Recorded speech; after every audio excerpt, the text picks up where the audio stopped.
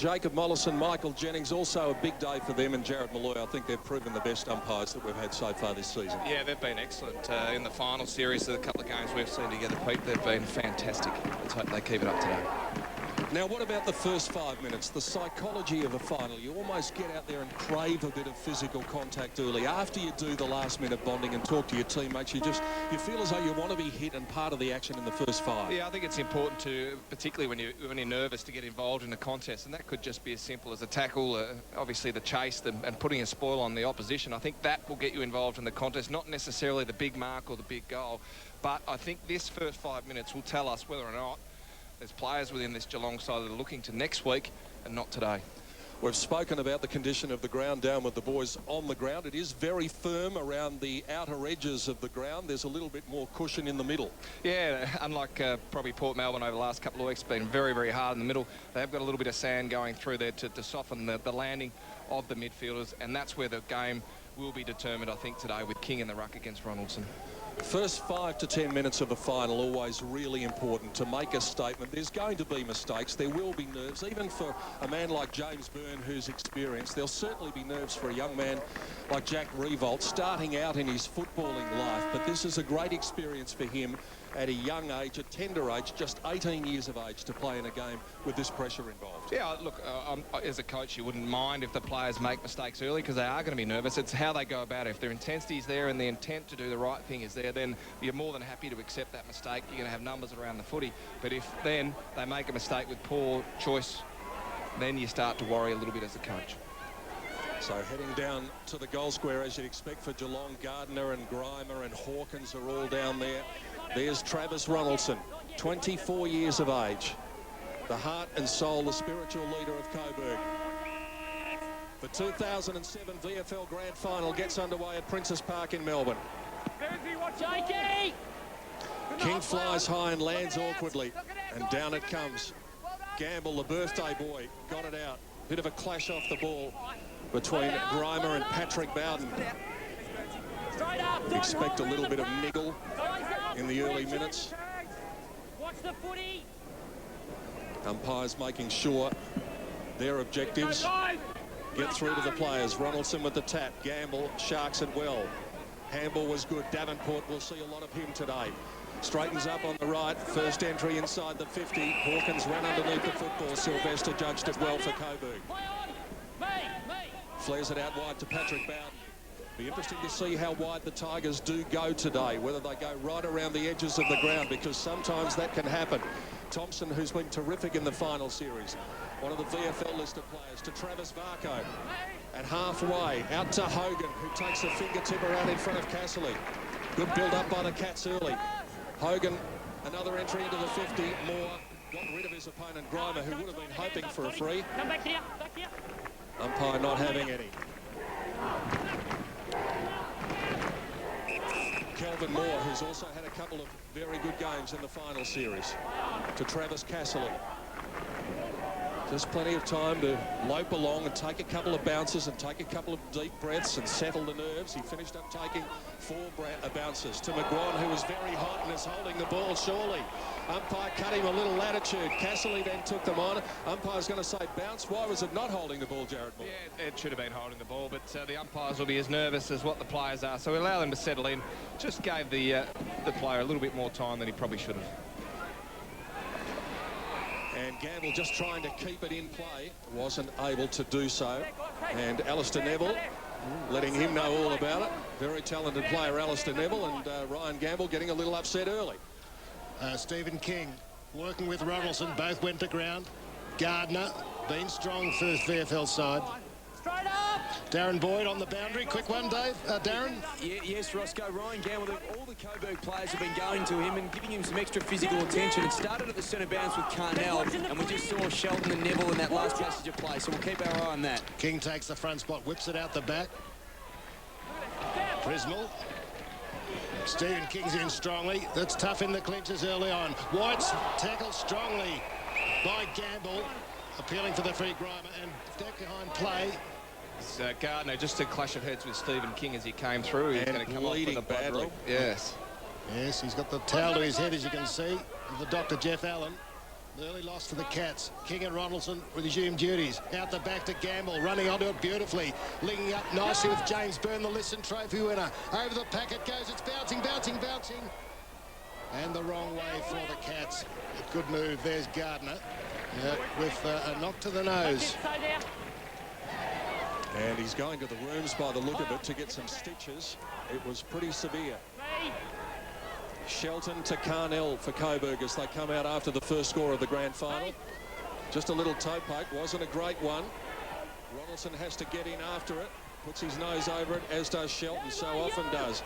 Clearing kick was good to Oakley Nichols on the defensive side of the centre square. Has men out here. Casserly didn't take it the first time, now he's got a problem. Varco in after it, Jakura in hard, down low as well. Good contest by Nathan Jakura to neutralise the situation. Coburg just showing a few nerves with their disposals at the moment. Yeah, just a couple of execution of skills that have been incorrect. I think the decision was right to go back there. Just missed with a kick, and really good pressure from Varco. Again, the big bodies clash, and this time it's Coburg coming away with it through Shelton.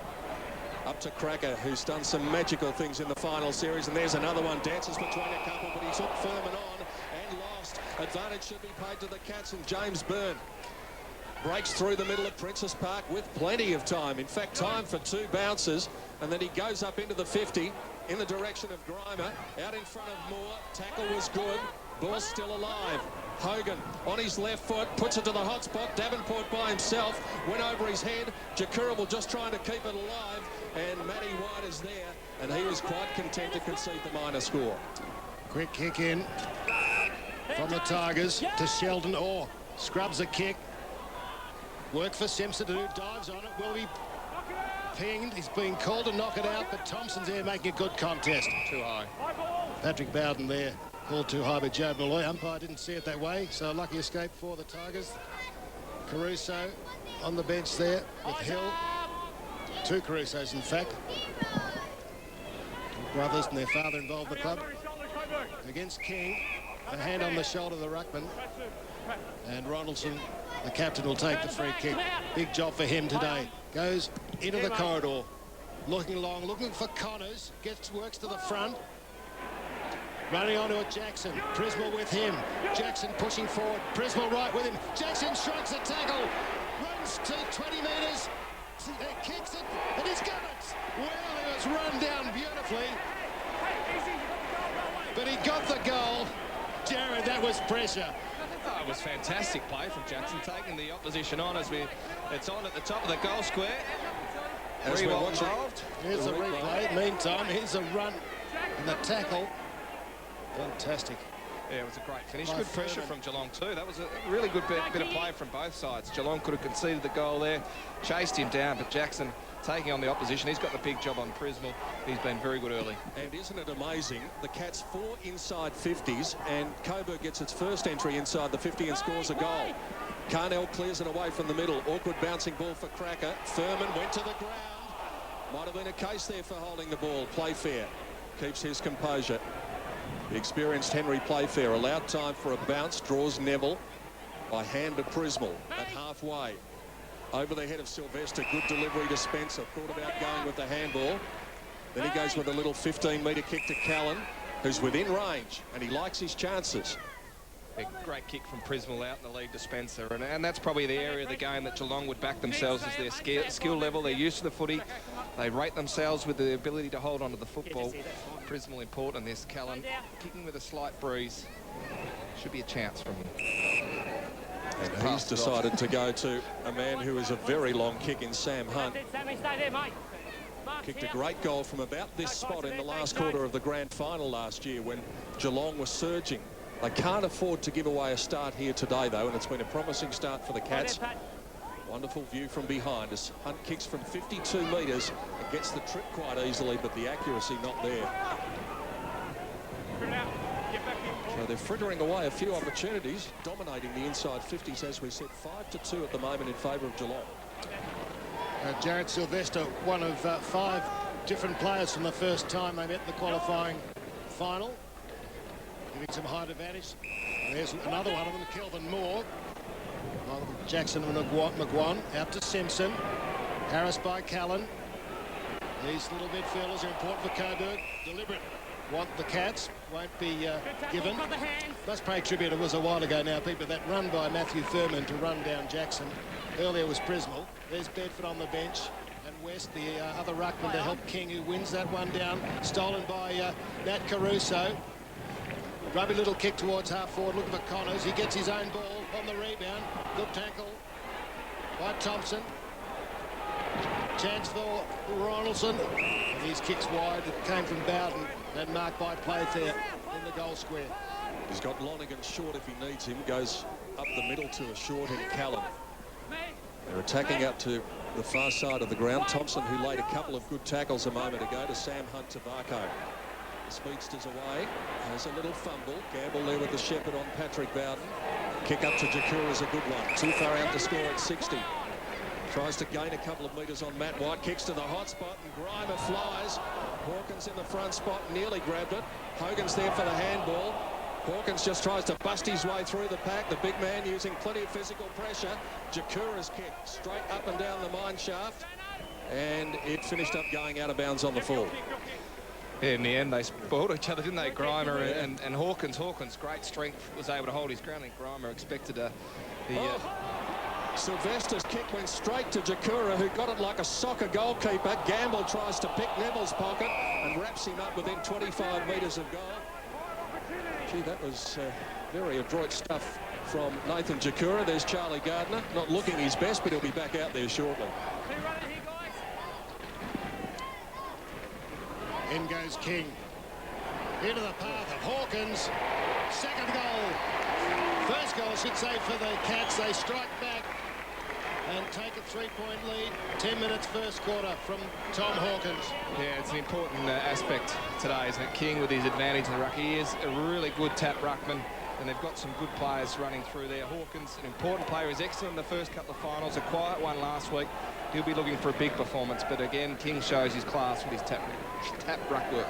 Is he the biggest rover you've ever seen? Yeah, he is. He's a big man, isn't he? We were standing out there in the warm-up. He is a big, big boy. Cats lead by 3. Backhander from King down to Byrne. Industrious early to Prismal, who had a great day in the preliminary final. Getting some space out wide, but Matt White, who's got plenty of speed on his non-preferred left foot. Result was good, though. Up to Bowden. Speaking of space, he's got plenty. At 60, just chips it into the path of Schulz, who marks at 45. Tough kick from here. You can hear the wind howling into our effects microphones. It is very swirly out there, Jared. It is. It's going a little bit right to left if you look from your screen, and it means that he has to aim at the right-hand goal post here and try and bring it back. There's Charlie Gardner comes back on for Geelong.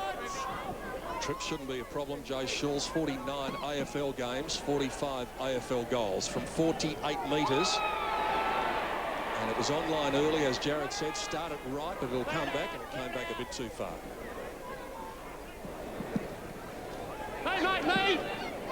Kick's good to Prismal. Half-back flank to Hunt, back in the side for a tall defender. He can run, though, Sam Hunt. Long towards Spencer.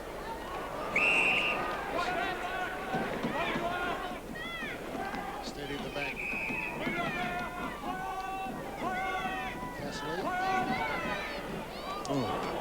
Made White do some good work. Takes off Matt White. Gets away. No, he didn't get away from Varco. Matt Caruso tackling good by the Cats.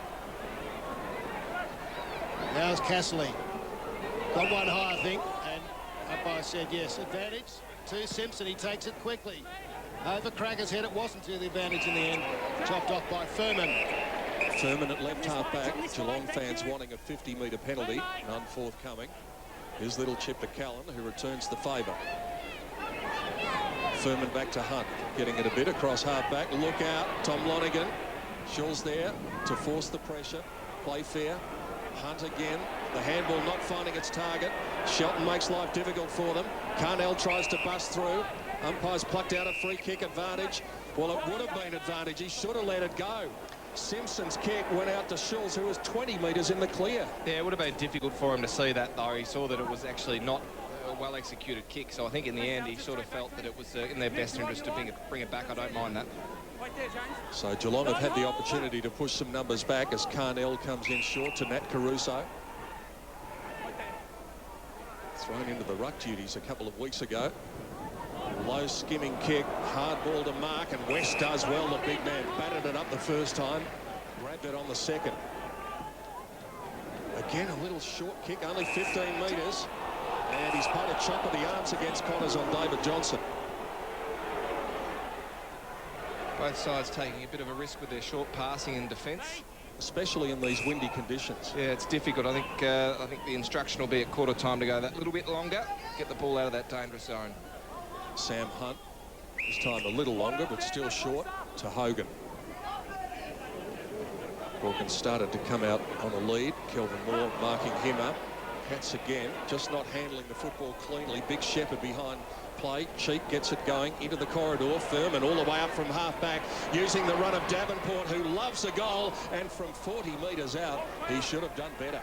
He normally finishes off, we've seen that many times, 36 times probably for the season so far, but missed a couple early last week, didn't he, in the prelim, but once he adjusted to the pace of the game, he finished off well.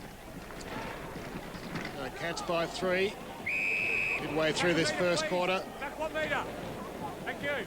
Won the flag in 2002. Oh, Neville has to work hard. Right there. Play on. Oh. And Carnell under pressure. Losing it to Bedford. Danger. Might not have travelled 15. At the fall, Hogan first at it, left it behind. Carnell, he's double-teamed, tackled by Lonergan. At Bedford. Tackled immediately. Well, surely it won't be long, Jared, before the little green man comes out and tells the defenders to kick it long. Yeah, I think so. I think the message has to come out. Sometimes difficult to get it down quickly with your run-up. They'll certainly be speaking about it at quarter time. Moore. Carnell. Tigers working very hard to clear it from the fence. Alice Neville finally. Oh! A bit early. If he had taken that. Don't hold in the 50. Don't hold. He wasn't that far away. I actually think that's play on. Furman it was. Great tackle earlier in the match. Another sloppy kick into Neville. From Coburg to Carnell, trying to get some momentum. Didn't hit its target. Chopped off by Thompson. So kicking errors, skill errors by the Tigers in the blustery conditions. And perhaps a bit of nerves as well. Bedford's got it now. At 60 metres, he goes short to Grimer in the pocket. And he takes a strong mark. Had plenty of attention from Sylvester, who didn't really do anything wrong. Now Grimer goes into the corridor, and Davenport has the chance of atonement again from about 40. Yeah, they've been made to pay a couple of times now, Coburg, for their turnovers, where they're kicking from defence. They've probably been the side that has turned it over with those short kicks. Thompson's an important player, as we've spoken about previously. He reminds me of Matthew Scarlett, which is a big rap on him, but I think he's been really, really good in the second half of the year for Geelong, really stable across that half-back line. Previous Fothergill round medal winner. There's what faces Jason Davenport from 40, and this time he hits the target. So the Cats have got a good start here. They're dominating general play and possession, and they've got their second goal. Yeah, they're using the ball more effectively than what Coburg are in this first quarter. I'd like to see, he's moved a bit further back there now. Hawkins, he's just been playing a little bit too far up the ground. He needs to be that deep option, because I think that'll actually encourage the Geelong side to kick the ball longer inside their forward 50. Have Grimer leading up at the footy, uses his fitness and uses his intensity around the contest a little bit further up the ground. That way you'll have the real strong presence of Hawkins at the top of the square. So Spencer in the ruck with West in the ruck with King off the ground. Still Geelong. Callan diving on it. Play on. Shelton, the fresh air shot. Hey. Now towards Cracker, the pacey Cracker. Has it stolen by David Johnson.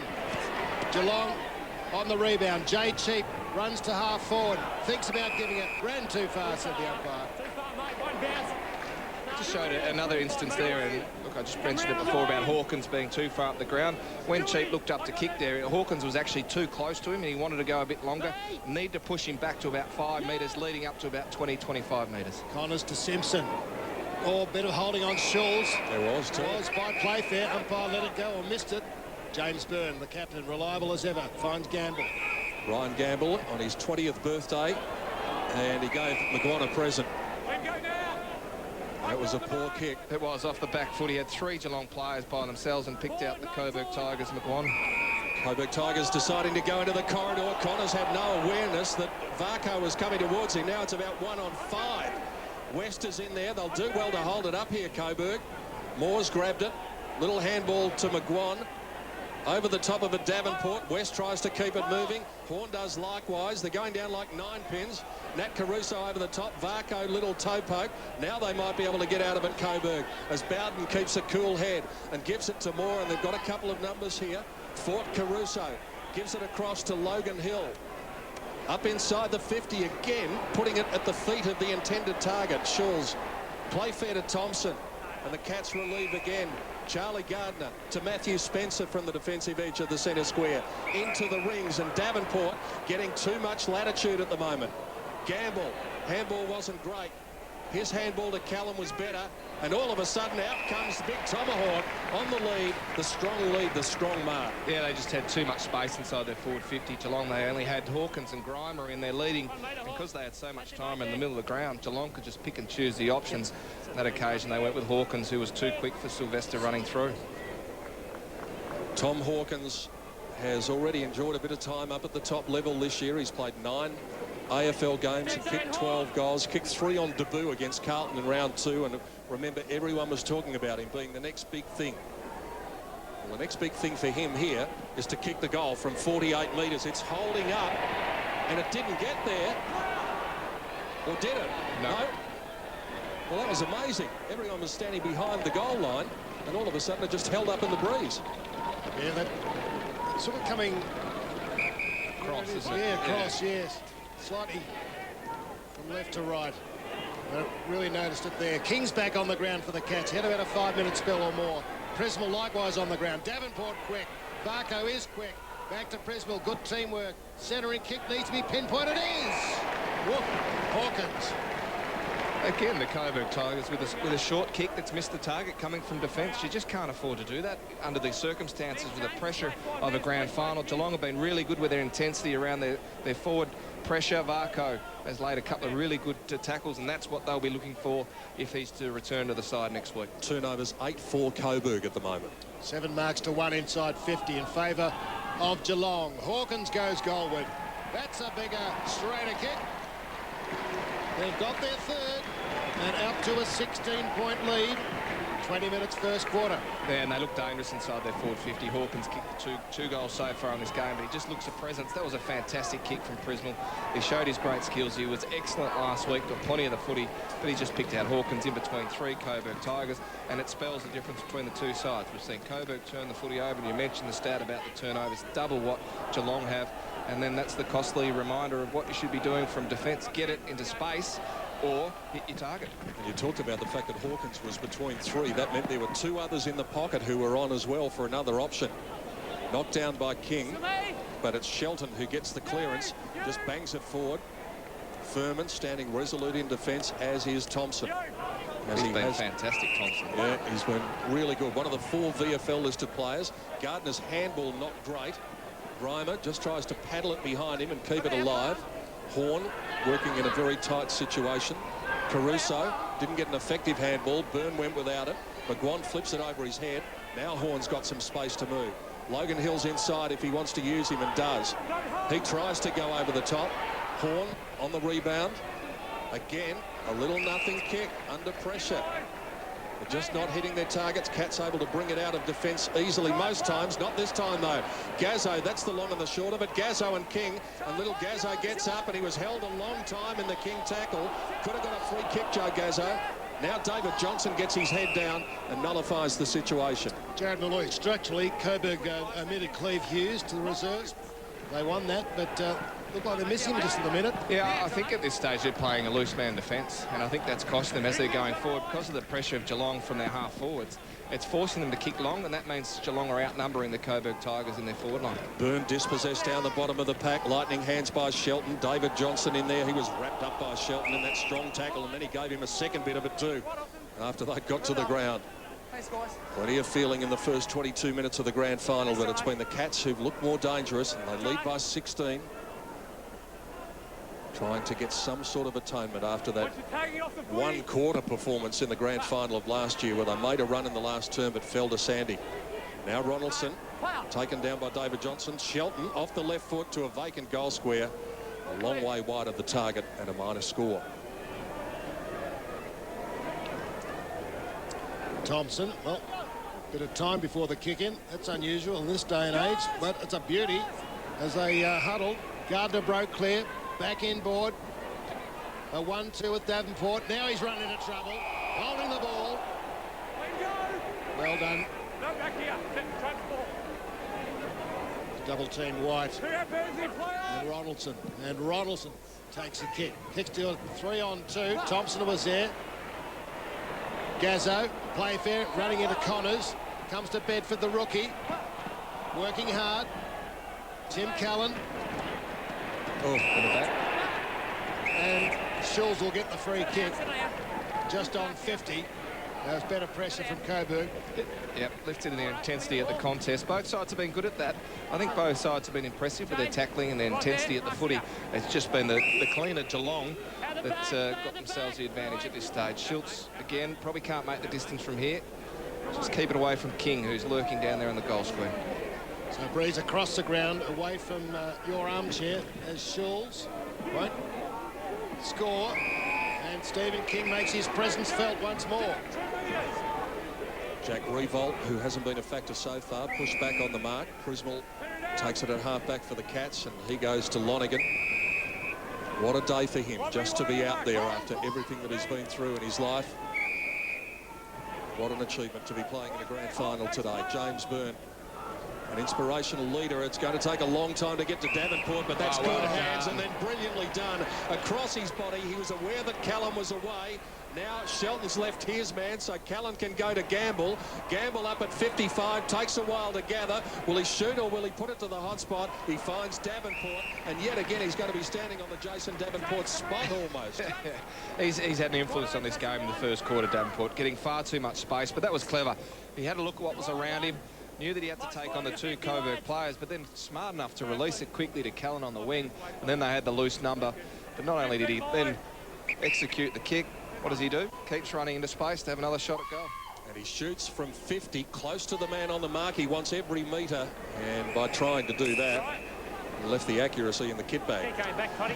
Yeah, that end it's left to right, aiming at left goal post. Up the other end it's right to left. Kelvin Moore. Play on! Well, he's going to bring out the windward side. McGuan. Spencer with a spoil. Not quite effective. Gardner plenty of space to work into. Prismal. Thought about sweeping the hand pass. Hogan's on. There's a couple on there. Joel juggling the mark is Jay Cheap. With him was King. Grimer leading to the pocket. Cheap to Bedford. 60 metres out. Heads for Davenport. Grimer didn't move, and that wasn't well worked. No, Coburg Tigers getting lots of numbers back inside their defensive 50, though, and that means the Geelong forwards haven't got as much space to lead into. I think they're trying to arrest the momentum that Geelong got. Just Schulz and Playfair inside the 50 at the other end of the ground for Coburg. Lots of numbers down here. Gazzo, great last week. No one to kick to now up the field. He's going to have to go short inside. Jackson to Neville. He likes to run and get some space. Shrugs off the man. A 1-2 with Sheldon. And away is Horn. Spearing kick towards Schulz, but Playfair read it better. How many times have they done that? Cats just able to repel too easily from half-back. Lonergan to Cheap. The man on out wide, Furman, with plenty of time to assess his options and see whether he goes back into the corridor to Gardner. Turned out to be effective. The next kick important, Coburg with the numbers back, so Geelong happy to take their time.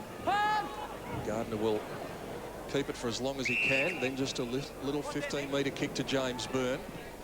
Couple leading towards him, Stephen King, an impossible target to miss.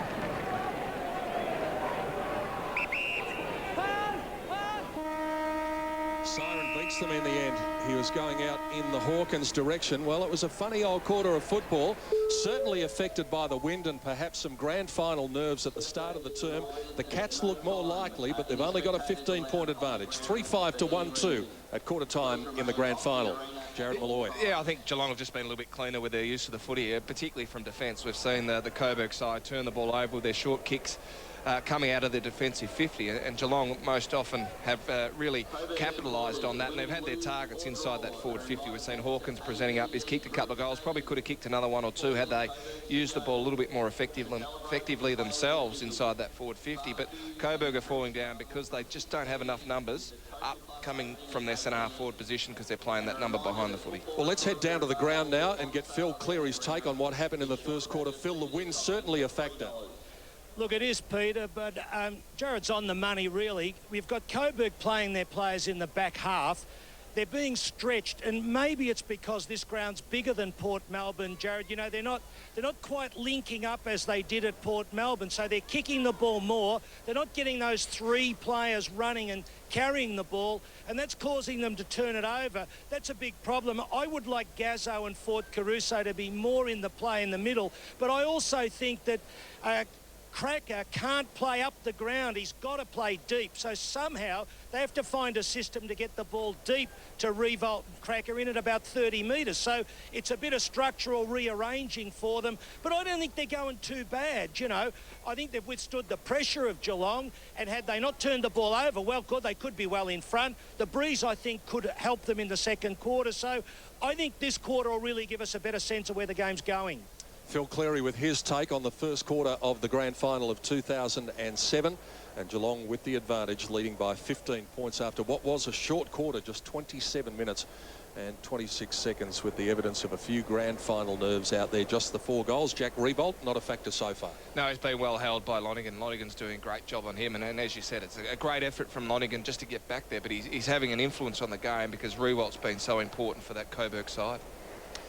And inside the Geelong huddle, well, they'll be quite pleased. Lee Tudor will be really pleased with the output, and I think he'll be pleased with the fact that he did have the Coburg defence at 6s and 7s a couple of times throughout that quarter, but when you look at the scoreboard, that's the ultimate test, really, and they've only got that 15-point buffer. So there it is at quarter time, and the only multiple goal kicker on the ground is Tom Hawkins, who kicked goals at the 10 and 20-minute marks. And here are some of the numbers. And as always, Paul Shelton in and under. Yeah, he's been really hard at the football. And look, I think Phil was right. I think Coburg's pressure and intensity is okay. It's just been their decision-making and the execution of skills when they get the footy. But they've been able to really match a good effort from the Geelong side. Davenport's certainly one of the best players on the ground at the moment, and down closer to the bottom of the list is Scott Thompson, a man who I know you've got a lot of time for, a VFL listed player. He's been terrific. He has been terrific, and he really mops up across that half-back line. He's not the player that you want to have as the loose because he reads the ball well. He's good in the air, but he's also good with use of the footy. I reckon a few clubs should look at him at the end of this season. That's the Geelong huddle with Lee Tudor. That's the Coburg huddle with Andy Collins. Let's have a listen in. Too far back. Okay, you've got to be making sure that you're rounding up those people in front. Like, get up. You know, if there's bikes in front of you, you know, just round them up. You know, no use spend 90 metres away from the footy. I'd rather just have Bacon over the top. Obviously, our ball movement should be out to this side of the ground. You can see how it's really difficult to kick out into the other wing. So make sure you get the ball out on this side. All right, is everyone okay with this? Tommy, obviously now with Gamble, Jared and Hilly, therefore we can just slide back. Hilly, you've got Cullen number 7. All right, and Jared back on the 41 there. Mate, again, the transition is where they got us on a couple of times. You know, Davenport's just got out the other side. Run, boys. You can't all run. Mate, they got a goal from the stoppages. I asked our half forwards to be up at the stoppages, and that, mate, they got a goal from a forward stoppage. And Paddy, you were up at the wing, and that, you're on a half forward flank at that stage. Mate, let's crowd up their stoppages. You understand that? And then we'll readjust. But I want their stoppages crowd up, Paddy and Nev, and then we'll break them there in that situation. Whitey, you got to get to make sure you get to Gardner. He's had some loose footy there. So get to Gardner and then readjust. Because I reckon that we had a couple of guys just running around that were totally unaware of their opponents. The only ones here, Paddy and Nev, mate, this guy Thompson is just zoning off. But therefore Jay and Crack and Dan, round him up. Round him up. Because, mate, he's just been vacant there. Does everyone understand that? Understand? All right, that way, don't worry about having to present a target. We'll find the target. Know where your man Okay? is. All right. 1 minute, mate. Here we go. In tight. Okay, pressure's good. Pressure's good. Ball movement, you know, make sure that we take it on. Get off the mark. A little bit times we're putting ourselves under pressure. Control the corridor. We haven't got control of the corridor yet. They're controlling the corridor. Let's get us control of the corridor. Andy Collins talking about the process there at quarter time as Lee Tudor gets the message across to his men over at the other side of the ground. And let's head down to the ground now and Phil Cleary. Andy, sorry, they're pretty simple. You're turning the ball over a lot, aren't you? Yeah, we are, and obviously it is swirly out here. We're probably putting ourselves under pressure by not getting off the mark. Obviously, we're not releasing the ball as well as we'd like through the corridor at the moment. It is swirly, and you can feel that out here as we're talking. Watching it, do you think you need to get Cracker a bit closer to goal? Yeah, look, obviously it's something that our forwards need to be pushing up a little bit further at the moment to round up Thompson, who's been loose. You know, we're not getting forward ourselves hard enough at the moment. We're not getting control of the ball around stoppages. You've been in grand finals before, right? Quarter time, how are you actually feeling? Do you think you're really still well and truly in the game? Definitely, you know, like it's particularly we are playing Geelong. They've been a great first quarter side and we're right in this game, yeah. Good on you, Andy. Thanks. Andy Collins speaking with Phil Cleary. Their respective second quarter records are similar. Coburg 10 of 21, Geelong 11 of 21, but Coburg's only won 2 of the past 6 and Geelong 6 of the past 8. Darren Boyd with his quarter time report on the boundary line. Well, yes, Peter, you and Jared talked about Jason Davenport. Lee Tudor also singled him out. He said he's a perfect example of a player who's willing to work hard into space. He's really got the measure of Logan Hill and Jared Oakley-Nichols, who started on him. Also, Lee Tudor just thrilled with their hardness at the ball. He reckons their work at the stoppages and their willingness to get their bodies in first is why they're in front in this ball game. He also said to the forwards, keep presenting. It's going to be a bit tricky with the breeze, but just have confidence the midfielders will get you the ball.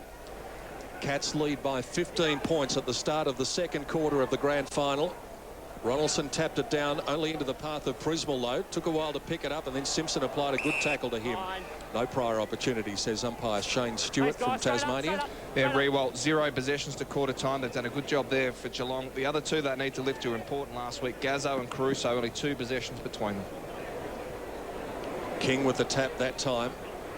Finishes up with Bowden to Connors, who got a higher one. Untidy tackle by Hawkins, who's hurt himself a little bit. Very slow in getting up, Tom Hawkins. The run of Horn provided to get it inside the 50, and Revolt just runs underneath it. And Lonergan, who's doing the job so far. Told to go wide by Jason Davenport, who had a couple in support for the handball. Thompson continuing his good form of the first quarter. Releases Johnson into a bit of space, and he cuts back into the corridor and kicks to half forward. Connors favoured in the front spot. Showed courage, stood underneath it, took the mark. Off he went to Simpson, gathers the bouncing ball cleverly, and then kicks inside the 50. Thompson with the flight, just batted the ball down. 1 on 3. Bowden did well to Cracker, trying to turn a couple of them. Comes backwards to Simpson, who didn't handle it cleanly. Cracker in for a second attempt across his body. Nobody home. Thompson in space can relieve for the Cats. It's tied in the second quarter. In the qualifying final second quarter, 15 goals. 8 to Coburg, 7 to Geelong. It's not going to be that sort of game today. Low scoring and tight, blustery conditions. Right there. Out to Furman. Tom Hawkins is fine too, Roscoe. Just a momentary knock by the look of it. I think he was winded. Furman kicks to the lead. It's spilt. In goes Sylvester. There's Hawkins, who spilt the mark.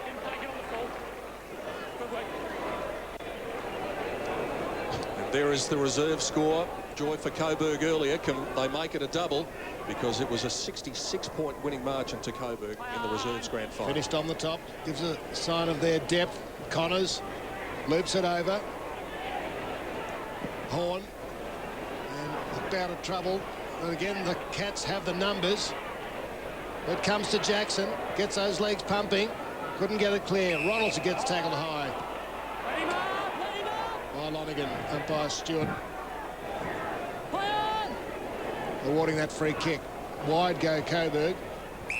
Right there, Sam. Stay there, mate. Patrick Bowden, about 80 metres from goal.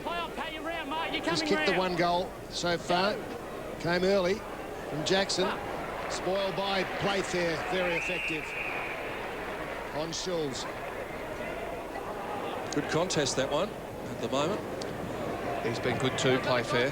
Getting a bit of the football, holding Schultz. He's forcing him wide. He needs to get to the footy. King tries to work his way to the front spot. He was out-bodied by Ronaldson. Now Simpson looked for Oakley-Nichols, but Geelong away through Charlie Gardner, who gives it to Davenport. This is what he loves to do, to break a line, to run with the footy, take a few bounces and take a pot shot for the goal. And instead he put it through the fingertips of Tom Hawkins. But he is exciting, Jason Davenport. He is, and getting far too much space. Oakley Nichols not paying the respect that he needs to. Kick into McGuan. Wind holds that up. No free kick. Long and wide again over the head of Revolt. Hook back in. Oh, Ronaldson won't stay in. There's Schulz. Well, they moved that quickly. But they're still not hitting their targets. 4 minutes into the second quarter. Coburg got the first goal. And then Hawkins has got a couple and Davenport one. And the good crowd here, they had 12,000 when they won the premiership in 2002. Looks to be around that mark. Good support, Thompson. Gave it to Revolt. The smother by King was good. Still danger. Cracker ran into a wall. Strong tackle. Paddles it out. And he gets pinged. Can't get enough space, Andy Cracker, at the moment. Here it is again. Sam Hunt is the man with the relieving kick to Thompson. Simpson coming in to take out a few frustrations. Nearly gave away 50. Kick to Spencer. Good spoil from McGuan. Good crumb by Byrne, though. From halfway. His kick was a beauty. Hogan should have marked it. Gives it to Varco. Cuts back. Gives it to Hogan. And from 30 metres, he goes bang and hits the post. Just needs a spark, this game at the moment. Yeah, just both sides nervous, making mistakes. Varco was excellent there, but really the Coburg Tigers have to do something about Thompson in their defence. He's just being too creative and stopping a lot of their forward momentum. Half volley from Sylvester to Moore. Oakley Nichols waits for it to bounce. Could be dangerous against Davenport, but he cleans up beautifully. Kicks the lead of Revolt. There's a fall. The hand pass to Bowden from Revolt. Bowden around the corner. Wrong side of the post as Schulz looks on. And says plenty.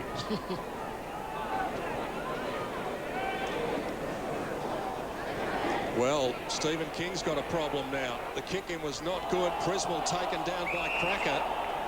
Andy Cracker will be saying, well, what's the difference between that one and the one that I got? But there was no prior opportunity there. Eyes up! King again in the front spot. Tapped it to Prismal. Just got the handball away in time. Thompson is hot. He shrugged the tackle, though. Did really well. To Johnson, to Charlie Gardner from right half back. Little dinky kick around the corner, okay, to James Byrne.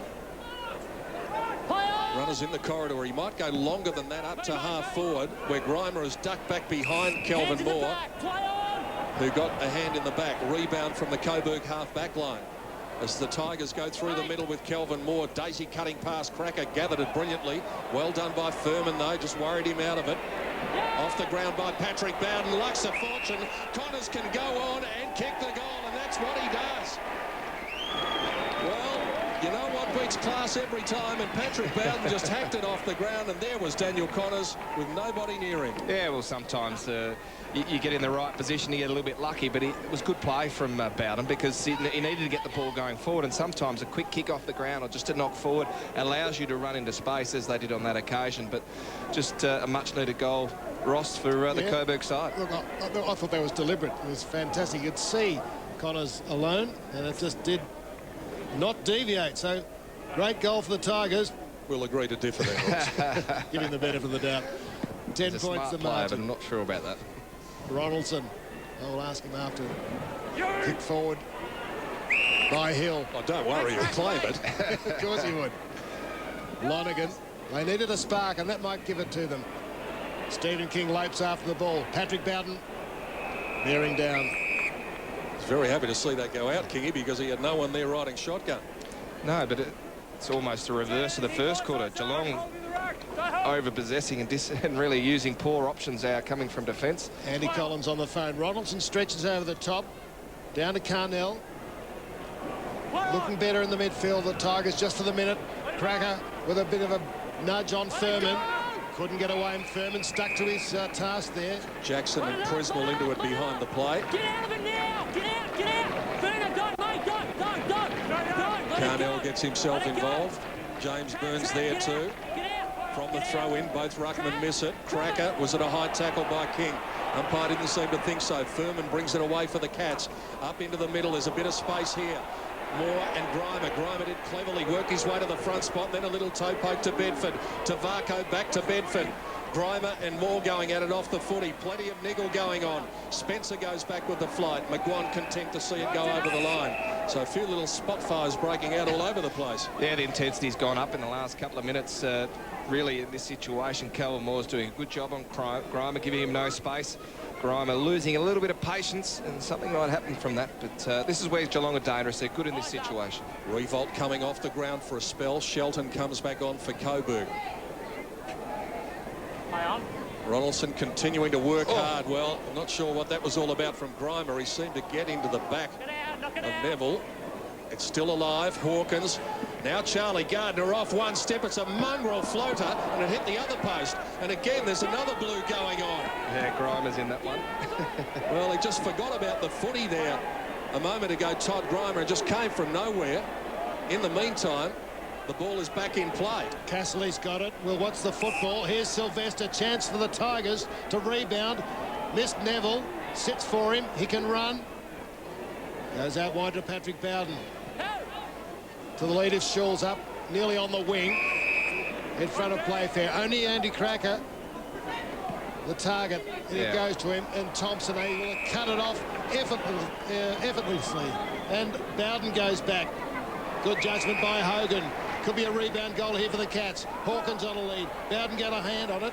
Another chance for Hogan. Doing it easily. Hawkins into the corridor. Grimer there, the one-on-one with Moore. Well done. Moore does well. Still in play though. Dane's not gone. Deliberately over. Hell, the umpire see that.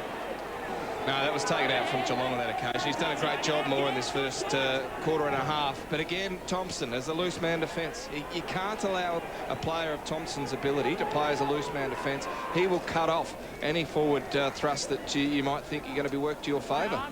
Ronaldson spikes it away. Jackson there to give the handball to Horn, whose kick is straight down the throat of Jay Cheap. A lot of errors from both teams, but more so from the Tigers. Charlie Gardner plenty of time to spot up a target, and that's Hogan inside the 50. The other thing about Thompson too was when he ran off Andrew Cracker before, Jared, Andrew Cracker just stood on the spot. He did not chase 1 metre and was throwing his arms up in the air. Not good body language. Yeah, it's probably an aspect of his game that's been ordinary for much of his career, and that's his defensive pressure. It's so important in today's footy, and players are able to do that, have gone past him. They could just do with a steadying goal here, the Cats. They're not going to get one there. They're not even going to get it behind. He looks nervous, Hogan. Darren Boyd on the boundary line. Yes, Pete, I'm not sure if it was to do with the football or perhaps the blues that were going on, but Todd Grimer came off. He's just shaking his hand at the moment. He's had some strapping on his fingers, and I think he might have aggravated an existing injury. Looks like he's patrolling the boundary, though, so he'll hopefully come back soon. Travis Casserly included this week. Thought about Jackson. Did he run too far? Back to Jackson. Involved with Shelton. Now wide. Over the top. Do it. To the running McGuan. Left it behind. Another mistake from the Tigers. Getting each other way. Hill turns it over. A bit of holding there. Umpire said okay. A bit lucky. Thump forward by McGuan. Can Schultz get a mark? He makes a contest. At the fall was Carnell. Advantage to the Cats. Gardner takes it away. Terrific handball by James Byrne under pressure to give it to Gardner, who goes up into the middle to Prismal. Anxious to go on quickly to Hawkins. Runs his man under the foot. He got taken to the ground. Jakura sprints hard behind with Horn in hot pursuit. Jakura will duck around and he'll kick the goal. That might light the Cats up a little bit. And is there going to be another kick here? He's going to get a double goal. Another kick, another kick. This happened to Nick Sautner a couple of years ago in a grand final. Let's have a listen. Mate, you push me in the back of the head. That is high contact. No,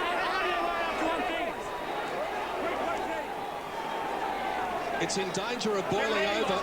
get out of it, get out. Joe, come here. Take your kick. Take your kick.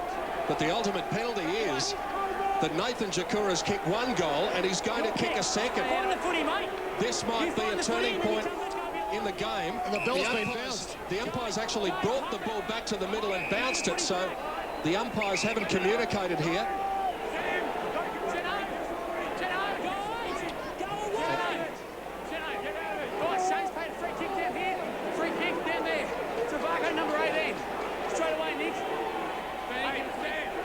We might have called him the wrong name, but it's going to be the same result, and still it's simmering down the other end of the ground here. Come through with him and go out the other side. Well, this really is shades of days gone by. But Nathan Jakura is going to kick 2 goals in the one action, and it'll be interesting to see what happens after it goes through. Coburg just have to keep their heads. He's hit the post. Can you believe that? On again. It might turn out to be an important moment, but it might turn out to be a big moment for Coburg rather than Geelong now. Miss. I've never seen that. two balls in play from the umpires. Confusion all round. Will this fire up the Tigers? They're fired up, but can they start to make an impact on the scoreboard? Cassidy's been a bit shaky, missed for a few weeks, been sore. Well, this is dangerous. Boy, it's going to be a hot footy now, Ross. Horn dribbles it through Prismal. Caruso, Nat, finds Jackson. No, he doesn't. Yes, he does. Mistakes galore from the Tigers. High ball underneath it. Bedford. White steals it. Tackle by Spencer is high. Matt White. Bit of perk now from the Tigers. Can Revolt make an impact? He's on a long lead. Matt White heads towards Revolt. With him, Lonergan. Oh, big fly. Not brought down by Hogan. And Davenport does and finds Johnson. Gardner mops up again. Johnson in the middle of the ground. So everyone just taking a collective breath, including Coach Lee Tudor. Bedford wide on the logo. On the broadcast side of the ground. Will things settle down here, or will it be just full-on frantic right through until half-time and beyond? Bedford's kick, not a good option. Really set Jakura up there as if he's not feeling bad enough. And he's outmarked by the tiny little fella in Horn, who gives it to Bowden. Looks for Gazzo. He'll want his left foot. Turns Spencer with the big turning circle. Gazzo running towards 52 metres, then stops on the spot. And that was good vision. And he's given it to Logan Hill, who can shoot from 35 metres out as we all take a breath. Yeah, good play. Well worked from Coburg. They'll be keen to settle Coburg. There's a few ordinary instances through there, but Jakira will be disappointed with that. Just needed to take a little bit more time, take a breath. They've been involved in what was going on.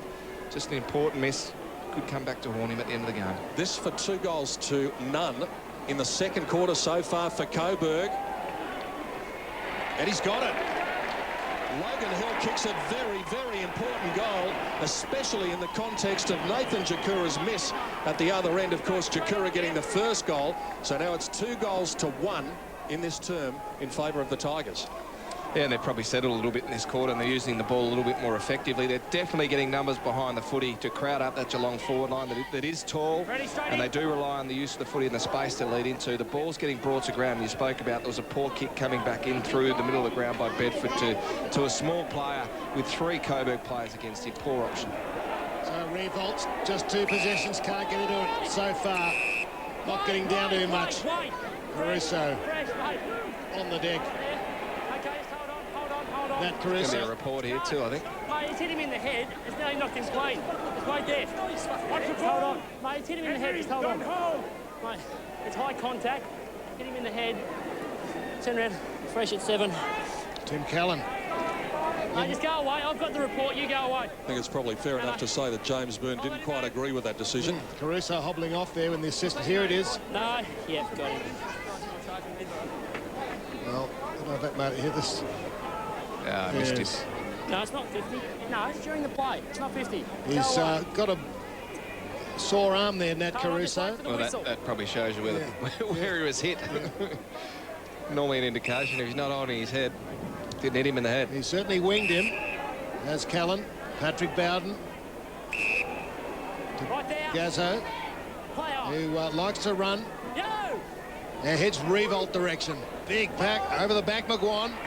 Clean possession, slips, trying to find a hand pass. Revolt got one in the back. Fought Caruso, left foot, helps him. Not bad. Not bad. Thompson there with a contest. Ooh.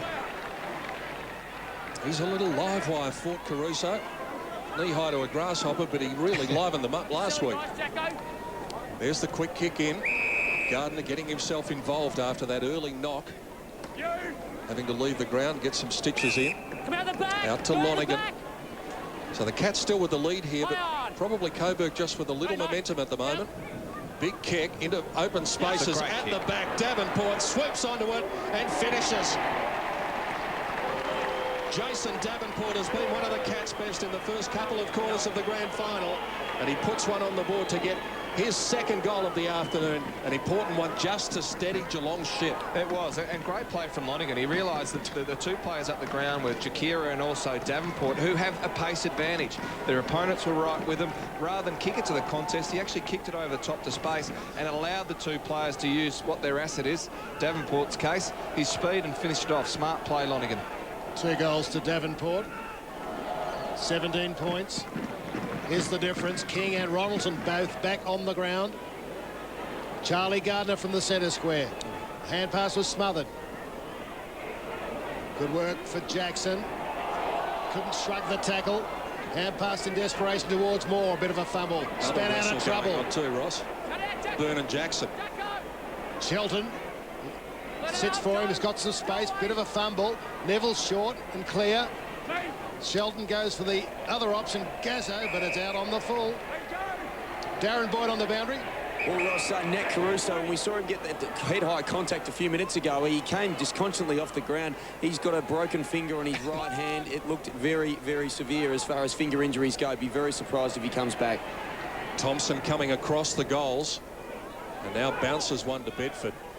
What's he got to go to? The kick needed to be good. It was. Went through the fingertips of Davenport. 2 to beat.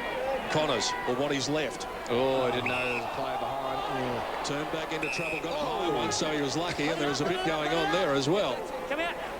Connors gave a nice little one there, didn't he? He did. He's just a little anxious sometimes, Daniel Connors. The other thing he can do is Typical redhead. take a mark. Yeah, he wouldn't run away from a fight, no question about that.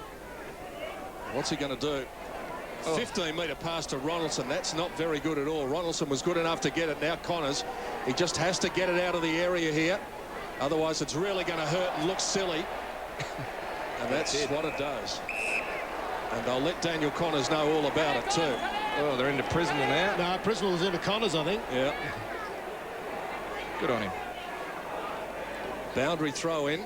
Need about 3 sets of eyes here, the way things are going at the moment. Byrne just clears it from the stoppage into the pocket. Simpson gathered it well on the left foot, showed composure and gave it to Neville. Good play from Coburg as we see that Connors has come off the ground for his poor bit of play on this wing. Neville only 5 possessions, 2 and 3. Carnell told to play on. And he goes to a contest. Good contest it was too, as Furman went back with courage. He's been excellent on Cracker too. Took the words out of her mouth. Bedford to Thompson. Nice been all right too. He's the best on ground at this stage. Poor kick that option. Sylvester. No obvious tall forward. Shelton calling for it short. Here it comes. Now, he can't run though. Oh, yes, he can. One step, bombs it long. Schulz and Revolt at the back.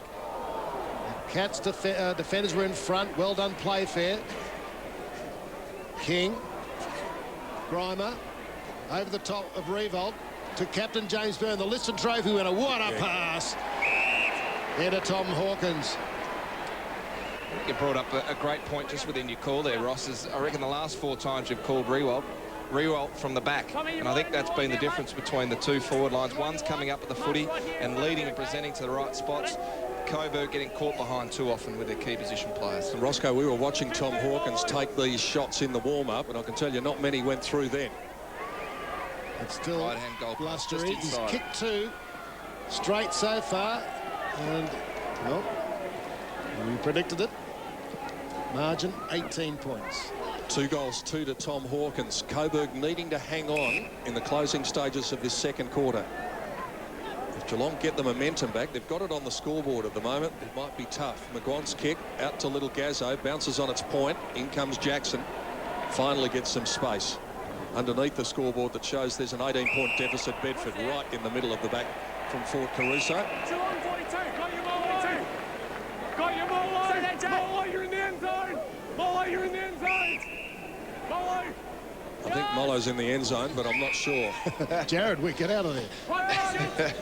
Playfair. Now Cheap. Building up purposefully, Geelong. Well done by Grimer. Just got rid of his opponent, Sylvester. He's a good goal kicker. He's kicked 50 throughout the year. He went for the banana kick, which was a low percentage option. It was. He actually had Jakira running through the middle for the handball there. Should have done it, but smart play to work his opponent under the footy. He's starting to work his way in the game. Renowned for his work rate and his endurance. Starting to wear down his opponent. Worked it out was umpire Jacob Mollison, who was in the end zone. Travis Casley trying to clear it from the end zone. And does towards Revolt. He's in front this time of Lonergan. Races on. Can't get into the game, Jack Revolt. Has he had a possession yet? One kick and a hand pass, I think, a minute ago. Yes, 2 possessions to Jack Revolt. Look, I know, Jared, you're the aspiring coach or the coach, but do you reckon they're missing structurally Hughes, even though he played badly last week? Yeah, they're not using the ball effectively anyway to their key position players, so I don't think it's so much the structure, but it's more so the use of the footy. Revolt outmarked by Lonergan. Moves well up the ground. Bedford combining well. Doing it pretty easily with Thompson.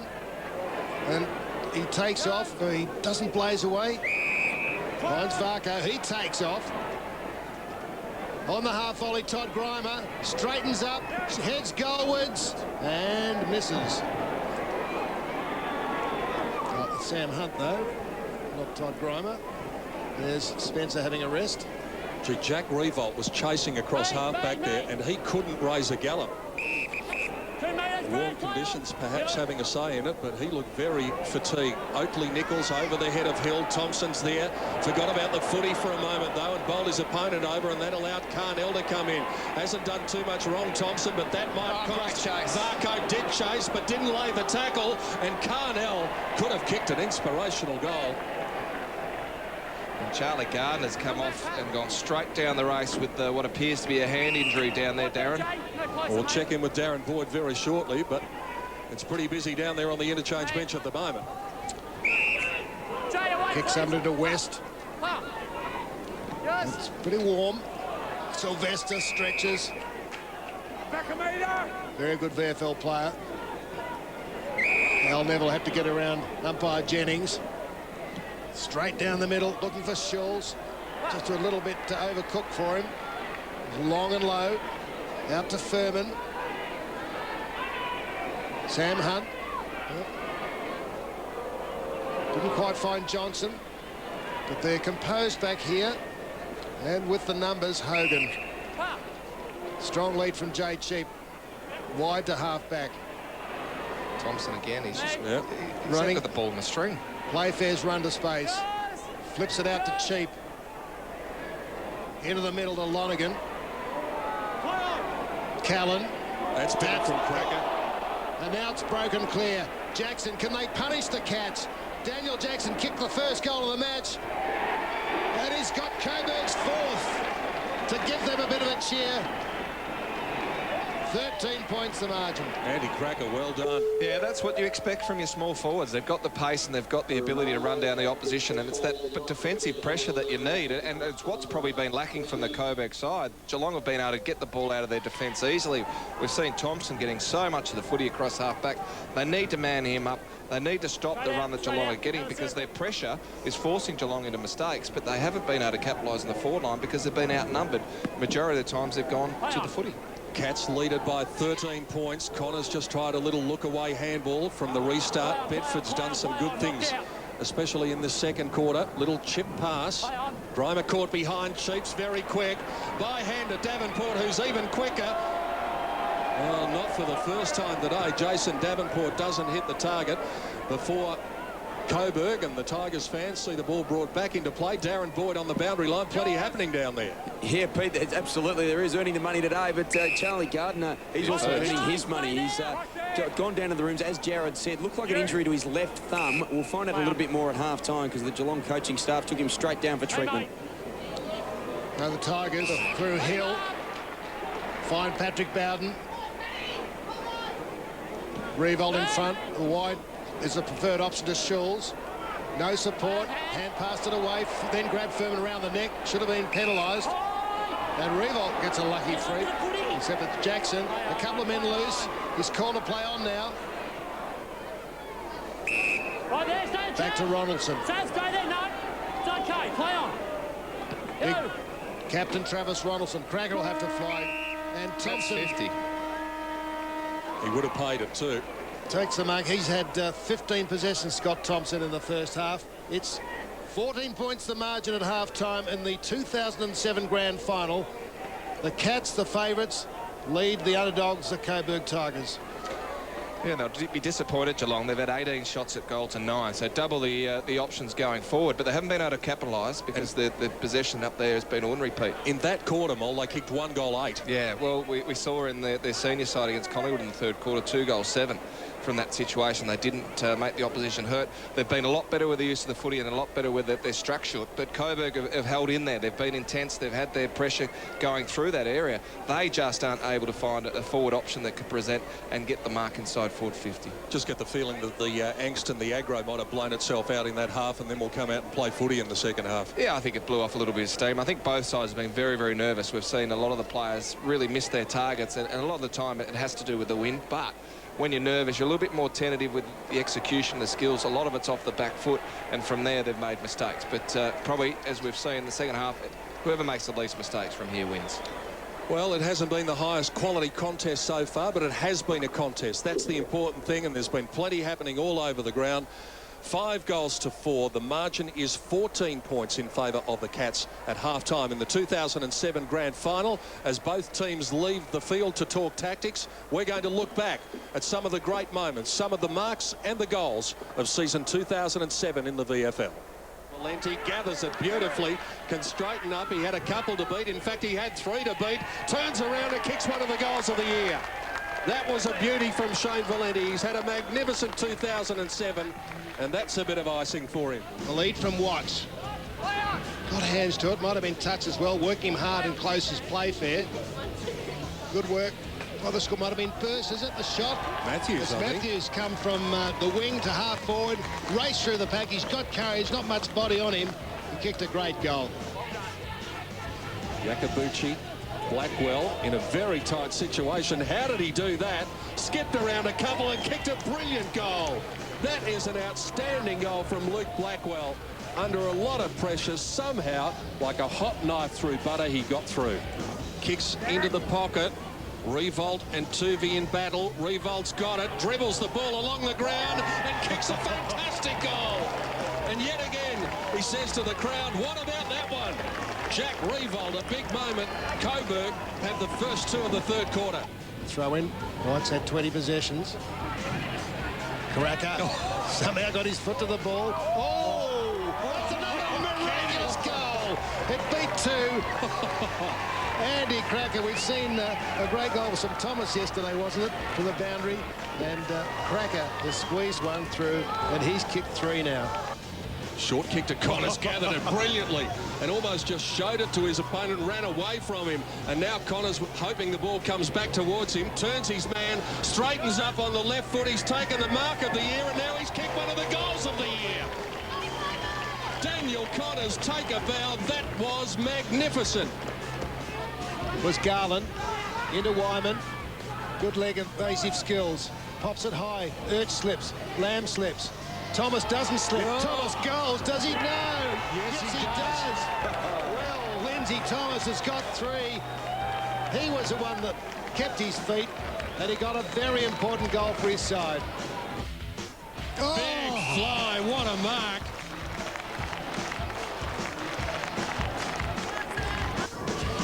Look there. Oh, play for it over the top. What a mark by Pascal. Might have hurt himself, landed on his forehead. Silvani marked it in time to go. He set his man up, and he set Max Rook up for the mark of the day as well. Big leap, Posey Adley, is it? Takes the mark. Sensational stuff.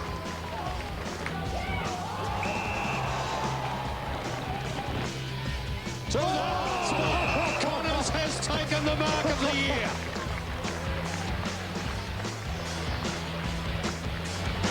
Hocking on as a target. Nick Carter, if you don't mind, gets the ride and takes the mark of the day. Just bombs it inside the 50 and says, jump for that one. Campbell! Campbell has flown and taken a screamer.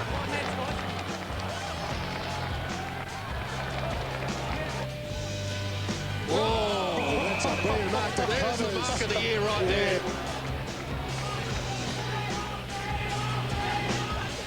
Daniel Connors with a couple of contenders for Mark of the Year. Some of the great highlights of VFL season 2007. At half-time in the grand final, it's the Cats by 14 points.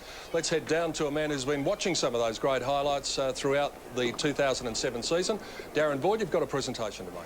Well, I have, Peter, and thanks for joining us. We've got Ryan O'Connor here from the Coburg Tigers Football Club. Ryan, it's a big day, but we're here to present the Mark of the Year. Also with us is Richard McIndoe from True Energy, the CEO. And Richard, you've got the presentation to make to Ryan on Daniel Connor's behalf. Absolutely. Just like to congratulate Daniel and Ryan and Coburg. Terrific mark here. Well done. Thanks very much. And Ryan, Daniel Connors took a few screamers throughout the year, and this one I think was North Ballarat, but it wasn't the only time he got airborne. Yeah, no, look, he took a great mark down against Sandy in the last round as well, and it looks like with the scoreboard we probably need a few of those in the second half, so let's hope we do. Well, it felt like a few of your forwards just been trapped a little bit behind, so maybe they need something to spark them up a little bit. Yeah, look, Geelong's obviously got a very good side in. I believe our boys have got a lot of heart, and I reckon it's going to be a real good second half, so hopefully we get over the top. Well, all the best for the second half, Ryan, to you and Coburg. But Richard's also got another presentation. This one is the True Energy Community Club of the Year. We present these every single week, and Edithvale Aspendale Junior Football Club, represented by their president, Brendan Holden, has been awarded the True Energy Community Club Football Club of the Year. Richard. Yes, this is $1,000 towards various facilities at the footy club. I'd like to congratulate Brendan and his team for winning this year. Thank you very much. Thanks very much, Richard. Well, Brendan, congratulations. I'll just step in front. Look, what was it in particular that your club did to win this award? Yeah, look, we ran entered a couple of teams in the Juvenile Diabetes Research Foundation walk around Albert Park Lake. We also entered another team, under 16 team, Relay for Life walk for Anti-Cancer Council, and we introduced the AFL Kids First program and code of conduct for parents. So it was a big program. We've got plenty more to do, and I'd just like to thank True Energy for sponsoring this award. It's terrific. Fantastic, Brendan. Well done. Congratulations on all those brilliant community initiatives. And to True Energy and also to Coburg, Daniel Connors, Ryan O'Connor. That's all from down here, guys. Great year from these guys. OK, Darren, thank you very much, Darren Boyd down there, and congratulations to Daniel Connors, but he's got other things on his mind, trying to get Coburg over the line in the second half of the VFL Grand Final, with the Cats leading by 14 points over Coburg. We're about to head down to the boundary line now, and we're going to join a man who has made his mark politically as one of the great politicians in this country. Now, that's Phil Cleary out of the way. He's got another gentleman down there with him who also knows a thing or two about politics, and he loves his football. The Premier, John Brumby, down there with Phil. Yes, I have got the Premier, John Brumby, and I was just thinking, John, you are a mad Collingwood supporter, aren't you? I am indeed, yeah. So when I woke up Friday morning, you know, I don't know whether it was the paper boy or the Deputy Premier, Rob Hulls, but all of the newspapers were wrapped up in Geelong ribbons, and there was a whole lot of balloons there, and so it was a bit of a light-hearted morning, but it was a magnificent game, obviously, Friday night, and it was a great victory by Geelong, and obviously I wish them every success. I know Carlton got up off the mat by 7 goals or more to win the 1970 grand final against Collingwood, and you got up off the mat to become Premier, didn't you? Yeah, I did. Yeah, look, you never. That's one of the great things, great mysteries of life, isn't it? You never know what's going to happen the next day, and they say in politics a week's a long time in politics, and it is, and so I'm delighted to be Premier, and the public's responded really well, and it's a great honour for me. And but I was at that 1970 game, Phil Cleary, and I was there. It was half-time, and I saw all those goals that Phil Hopkins kicked in the last quarter, so... it was a big day. It was a big day, yeah. Now, I saw you working the Geelong supporters beautifully at half-time. There wouldn't be a marginal seat, would it, Geelong? We've actually got a few seats in Geelong, but look, Geelong... I say to people now, Geelong's bigger than the city of Hobart now. Geelong's bigger than the whole of the Northern Territory, and they are a stunningly successful country football team. They're a regional football team, and it'd be a wonderful thing for the state if they won. It's terrific. Look here, John, you know, you don't mind me calling you John, Mr. Premier, but they brought so many people here today. We've probably got about 12,000. You as the Premier of the state would have to be proud that we get so many people to a VFL Grand Final. Yeah, it's great. And look, I've just been saying at the lunch in an interview I did there, you look around the state today, you look at Aussie rules, you've got something like 100 different leagues across the state. So any weekend in winter, you've got something like 250,000 people playing footy. So you've got to give opportunities right across the state. You've got to start kids early. You've got to have opportunities through, like you get in the VFL, and to see 12,000 people here today, that's a great thing for the game.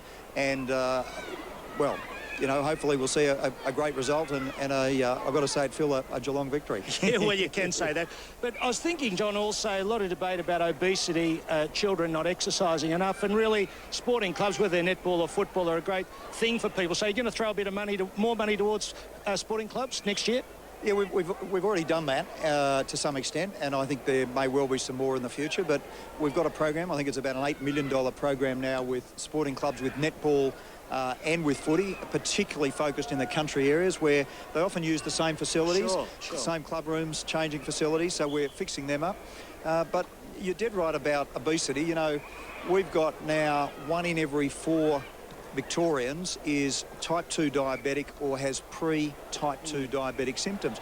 And the big things, it's a lifestyle thing. The big things, it's diet, it's exercise, it's just lifestyle generally. And you've got to get kids involved in sport. I'm really passionate about this, and footy's a great way to do it. You mentioned footy and netball. Yeah. 500,000 people every week participating. But it's quite interesting too, John, if you go to a VFL game any Saturday or Sunday, you can take your kids and they all get out and kick the footy on the ground. So it's really the flip side of AFL footy, isn't it? It's something we could promote, I would have thought, you know, as a big picture fitness regime. No, I'm a big believer in that, and you will see more. I mean, we've got a challenge, obviously, with the drought at the moment. Sure. We've got a report that talks about drought-proofing grounds, but, you know, I'm a big fan of this, you know, Thomas Friedman, the Lexus and the olive tree. Victoria's got to be modern. You've got to be able to build a Lexus, but you've got to have your olive tree. You've got to have community sport. You've got to have community involvement, and footy's a great way of doing it. It really is. I feel like I should go for a run with you, but who's going to win the game today? Well, I think Geelong probably should have had it wrapped up at half-time, but they kicked badly. But, no, really, it'll be great for Geelong, and if they won today and they win next Saturday, it'd be a great thing for the state, and Coburg can get his chance next year and Collingwood can the grand final next year. Good on you. Great to talk with you, John. Sorry, Braxy, don't listen to the Premier. It's Coburg by a couple of goals, I reckon. Back to you, boys. All right, we'll get some more from you very shortly, Phil Cleary. Thanks to the Premier, John Brumby, for joining us. A great Collingwood man, and he would have been proud of his team the other night. Yeah, they were very good Friday night, and they nearly got there. Maybe with the Fraser playing, it might have got them over the line, but, geez, they've got plenty of young players to look forward to over the next few years. On to this game, and as we said, it hasn't been pretty, but by gosh, it's been a contest. It has, and that's what you want from a grand final. That both sides have been nervous, and there has been some turnovers, but at least the intensity's been there, the intent's there, and I think in this second half will open up a little bit. Well, the Premier said Geelong could have had it wrapped up at half-time. I'm not quite sure about that, but 1 goal 8 in the second quarter as we look at the quarter-by-quarter scores. I wonder if that's going to come back to bite, or 2 goals 8 it was. Yeah, look, I think it was difficult in the weather they were playing against the wind there in terms of the right to left, and it was very difficult to score. I still think that the intensity of the Coburg Tigers forced some turnovers from Geelong, and I think that was a positive side from the Coburg's point of view, because early on in that first quarter, they were the ones who were making the mistakes because Geelong's intensity at the contest was better. What about some of the people who are getting the numbers? Patrick Bowden's found some space, has got a lot of it. Alistair Neville probably not getting as much as we're accustomed to. Yeah, Bowden had 11 for that quarter and really did try and start to lift his side. And he's important when he finds space, he uses the ball effectively. But again, I think it's coming from the fact that their key forwards are getting caught behind too often. And there are the numbers for Geelong, and I know you've sung the praises of Scott Thompson. He's standing up on the big stage. Yeah, I can't believe they're allowing him to play a loose man defence. Sometimes stats can be deceiving when they are playing that position, but he has been in a position, 1, to stop the ball going forward from Coburg, but 2, he uses the ball effectively coming out of the defence, and that's where most sides like to set up their forward from in today's footy. And as we saw, Bedford also getting a fair bit of it. He's had 17 to half-time. This was Daniel Jackson, 5-minute mark first quarter, terrific goal. He just took them on. Yeah, he was, and then that was really a good facet of play because he's been excellent on Prismal. Prismal was really, really good in the preliminary final. Hasn't had the impact in this game so far. Hawkins taking a mark inside 50, and then he was able to, or it was Grimer giving it across to Davenport. Hawkins was also able to take a couple of marks inside 50 in that first quarter there. It was only 3 goals to 1, but Geelong looked more likely. Yeah, they did, and they caused turnovers, as we see here, by the pressure on the opposition. And we see a smart kick from Prismal that finds Hawkins in between 3 Coburg players, and that was the difference in the first quarter. They were using the ball more effectively. But I just felt that Coburg started to work themselves back into the contest in the second term. Purely and simply, I think the scuffle got them going. Jakira should have kicked that goal, which would have really given the Geelong side the momentum. But we just see here from Bowden a quick kick out, which sometimes really works for you under pressure. Connors at the 6-minute mark got the goal. That reduced the gap to 10 points, and then all of a sudden all hell broke loose for a few minutes. Yeah, it did. There was an instant that we see, I think we'll go through here, that Jakira kicked the goal and then was down and received the second kick. Unfortunately, just didn't take enough time to steady and give himself another opportunity to score. And from there, it meant that the Coburg Tigers weren't made to pay for an indiscretion they should have been. There wasn't too much in the first bit, but there was a bit going on after that. Travis Casserly and Daniel Jackson getting involved, and then, of course, there you go, the chance to really drive it home, and they let him know all about it, and so they should have. And that buoyed Coburg spirits for a little while. It did. They took the ball up the other end and got a goal. So that was the difference. They had the opportunity there to stretch their margin. Geelong just didn't do it, and from there Coburg were able to settle a little bit, kick the goal, and they're right back in the contest. Generally, in those circumstances, Jared, there is one team that is a little bit more aggressive than the other, and sometimes they can take their eye off the football and worry about the physicality a little bit. Did you get the impression that it was one team or the other there? No, I think both sides pretty much settled straight away, and towards the end of that quarter, the spark or that aggression had sort of come down a little bit, and I think they were both trying to catch their breath because it has been going up and down the ground pretty quickly from both sides. Marks are interesting. 62-35, Geelong controlling the ball in the air and prepared to chip it around and hold possession. Yeah, and I think they've been a lot better in getting the forward in their key position players' hands a lot better than what Coburg have. Rewalt's had little impact on this game so far. Shields has got a couple of marks, but again, they've forced him wide, and that means their two good key forwards have had an influence in the last couple of weeks, just haven't had that influence so far today. And the other point of interest in the numbers there was that the free kick's 16-7 in favour of Coburg just at the moment. They have a habit of evening out towards the end of the game. Well, they do, but I again think the umpires have been really good, and I think probably the aspect of it was I think Geelong have been a little bit sloppy with their tackling. They've come in a little bit high on the Coburg, and it'd be probably that discrepancy would be the Coburg players just getting their head over the footy. All right, let's rejoin Phil Cleary with his analysis at half-time in the 2007 VFL Grand Final. Phil down on the boundary line. Now, you seem pretty confident the Coburg are still going to be able to get over the line, but if they're going to do that, Phil, they're going to have to put the stoppers on Scott Thompson. Well, look, I've been listening to what Jared Malloy's been saying, and of course, you're on the money, Jared. If you play a bloke like Thompson short, well, if you play short in your back half and you've got a player like Thompson, you're just under pressure, aren't you? How can Cracker do any good if he can't get to that fall? I mean, it's just obvious, really. So it's a test for Andy Collins, though. We know why he's doing it, playing a player behind the ball, running and trying to carry. But if you're going to do it, you've got to get it right, Pete. So they've got to sort that one out. If they're not going to put another player there, they've got to kick wide, find a target. Although there was one piece of encouragement from Andy Cracker in the second quarter, that chase down, Phil. It just seemed to indicate that maybe he might have changed his attitude a little bit. Look, Pete, if he wants to tackle, he can do it. He's beautiful over the ground.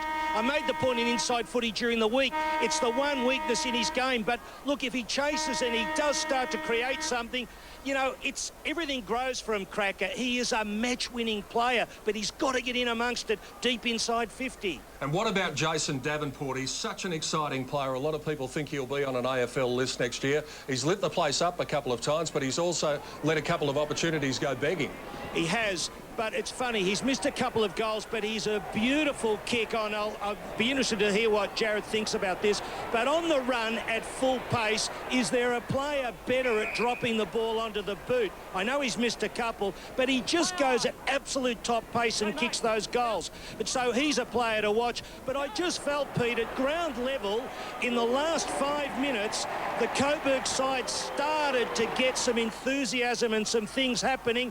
If they link up better, and let's face it, Geelong has played a lot better, but they're not only a couple of goals in front. That is a good sign for Coburg. Phil Cleary with his analysis at half-time in the grand final. The Cats leading by 14 points, but according to Phil, some good signs for Coburg towards the end of the second quarter. Just before the restart, let's go down to Roscoe and Darren on the boundary line. Thanks, Pete. I got into Coburg rooms. A compound fracture for Matt Caruso, off to hospital. Jade Rawlings worried about Thompson and Jason Davenport, but they're feeling good. I could hear Andy Collins saying, stay in the contest, stay in the contest. Yeah, well, Lee Tudor and the feeling was pretty good in the Geelong rooms, Ross, as you can imagine. Very relaxed. Lee Tudor just saying keep going in first. Thrilled with the way his players have been prepared to put their body on the line to win the ball first. And he also said don't get carried away with the fights. He thinks that's just Coburg's strategy to try and put the Cats off their game. So he wants these players just to run away from those confrontations, just keep getting the ball. In the Geelong rooms, Gary Ablett, Josh Hunt and also Paul Chapman, they've got a big week ahead of them, but just giving all their support to the Geelong VFL side. And the word Tallygator, dislocated thumb, but it's back in. It's fine. Righto, boys, thank you very much. We're about to get the second half underway. So Coburg not at their optimum level, neither was Geelong, but it's only a 14-point ball game, so it's there to be won in the last game of the 2007 VFL season. This is Coburg's best quarter by numbers won. They've won 14 of 21 and drawn 2. So, in fact, they've only dropped 5 third quarters for the year. They call it the premiership quarter sometimes. And Geelong have won 13 of 20. Start of the second half in the grand final of 07. Michael Jennings puts it down. Ronaldson went early. Little touch from Carnell, found Shelton, who kicks a high ball. Schulz falls awkwardly. Prismal does cleverly. Gave it to Spencer. Out in space already is Grimer. Runs up to 70 metres, kicks it into the pocket. Hogan let his man under the footy. Now Lonergan shifted forward, too much time, and he finishes brilliantly. What a start for the Cats inside the first 30 seconds of the first quarter. That's just what the doctor ordered for Geelong, but allowed too much latitude within 30 metres of goal. Tom Lonergan makes them pay. Yeah, he did make them pay, and again, I just felt that on that occasion, Hawkins had just come too far up the ground. They didn't have anyone to kick to. They end up going for their smaller option there, but Lonergan coming up, as they should, of the forwards. He's played a really good first half in defence, and it's interesting to see that Rewalt, his opponent in the first half, hasn't started inside their forward 50 to go a little bit smaller where they're set up with Cracker as their main option at full forward. Great start by the Cats. Shane Stewart bangs it down in the middle. Good contest by Jackson and Davenport, and Jackson is holding his head. Might have been a bit of a head clash. Jackson still slow in getting up in the middle of the ground. Sylvester takes the relieving mark. Bit on in the middle too. Prismal put Jackson down, and Jackson's come back at Prismal. Neville, who by his lofty standards had a fairly quiet first half, stands on the spot and kicks to Connors, who worked his way to the front spot. Come out! Play on! He goes inside to Shelton. Neville provides the run. Goes inside the 50 with a wobbly kick over the head of Davenport. More lurking. The defender gets onto his left foot and then just wobbles one over the head of Henry Playfair and through for a minor score when they could have done with a quick answer. Speaking of quick, the Cats bring it in quickly. Playfair to Prismal to Grimer. Look at the space he's in. No one within 20 metres. He could have gone longer than that. Decides to go quickly and tries to put it out into the path of Lonergan, who loped after it. Had a couple to beat. Sylvester laterally. In fact, backwards, according to the umpires. Horn uses Sylvester, who runs through half-back now. He's got a man on out the other side. Horn, if he can spot him, and spot him he does. That man is Bowden. Racking up a lot of disposals and finding a lot of space today, Patrick Bowden. Just launches one to half forward. Playfair, too easy. Got to the front spot, gave it to Thompson. Thompson gives it to Sam Hunt, and he's away. He's got plenty of space, Sam Hunt, and he likes to run. He does run. He kicks to the lead of Spencer, lets it bounce. Bit of a fumble from Spencer. Run down, holding the ball surely. To Patrick Bowden, no. Tackle straight away. Poor kick from Hunt there. He had the opportunity to get the ball a lot quicker to Spencer, who's by himself. Just held onto it that one step too long. Needed to hit the target from there, and they were really open inside their forward 50. You can see the umpire was right. 19 points to the Cats.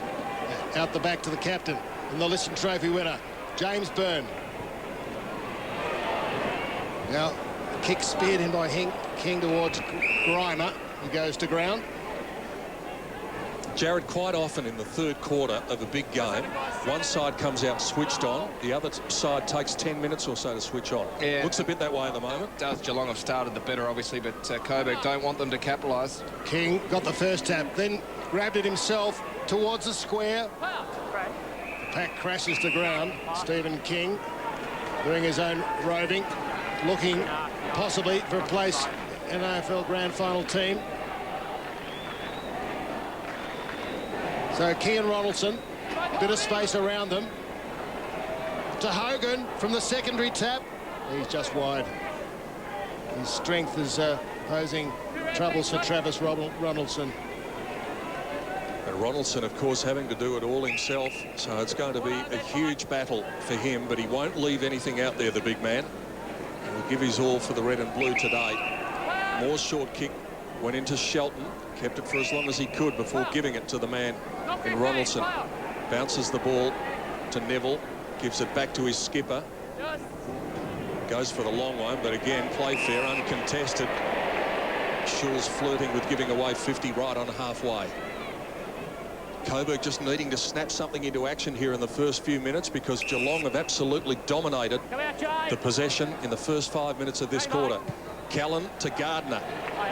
Had a couple to beat, did well in getting it on the bounce. Back to Sam Hunt, turns Gazzo. One way, then the other. Squirty handball, Gamble working in a tight situation now. Hunt, he's got a problem. Neville drags him to the ground. No prior opportunity. Shane Stewart will be the man who comes into bounce. It's been a little bit clever with their possessions the first couple of minutes here, Geelong. Just need to settle, start using the ball a bit more constructively. Who will win this one? Ronaldson worked his way to the front spot.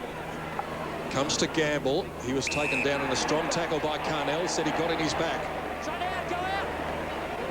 Too far out to score, Ryan Gamble, so he gives the handball to Prismal, who also is in a very tight situation, but he spotted Gardner standing there 40 metres out from goal, and now he's going to be on the goal line. Yeah, well, that was instantaneous, surely. I wouldn't bother. Yeah, maybe. The umpires made the decision, so it's all over now. They can't do anything about it, but it would have been pretty hard for Jared Sylvester to pull up there. Yeah, it would have been. It was almost instantaneous there, but more the focus was great kick from Prismal coming across there to find Gardner in space.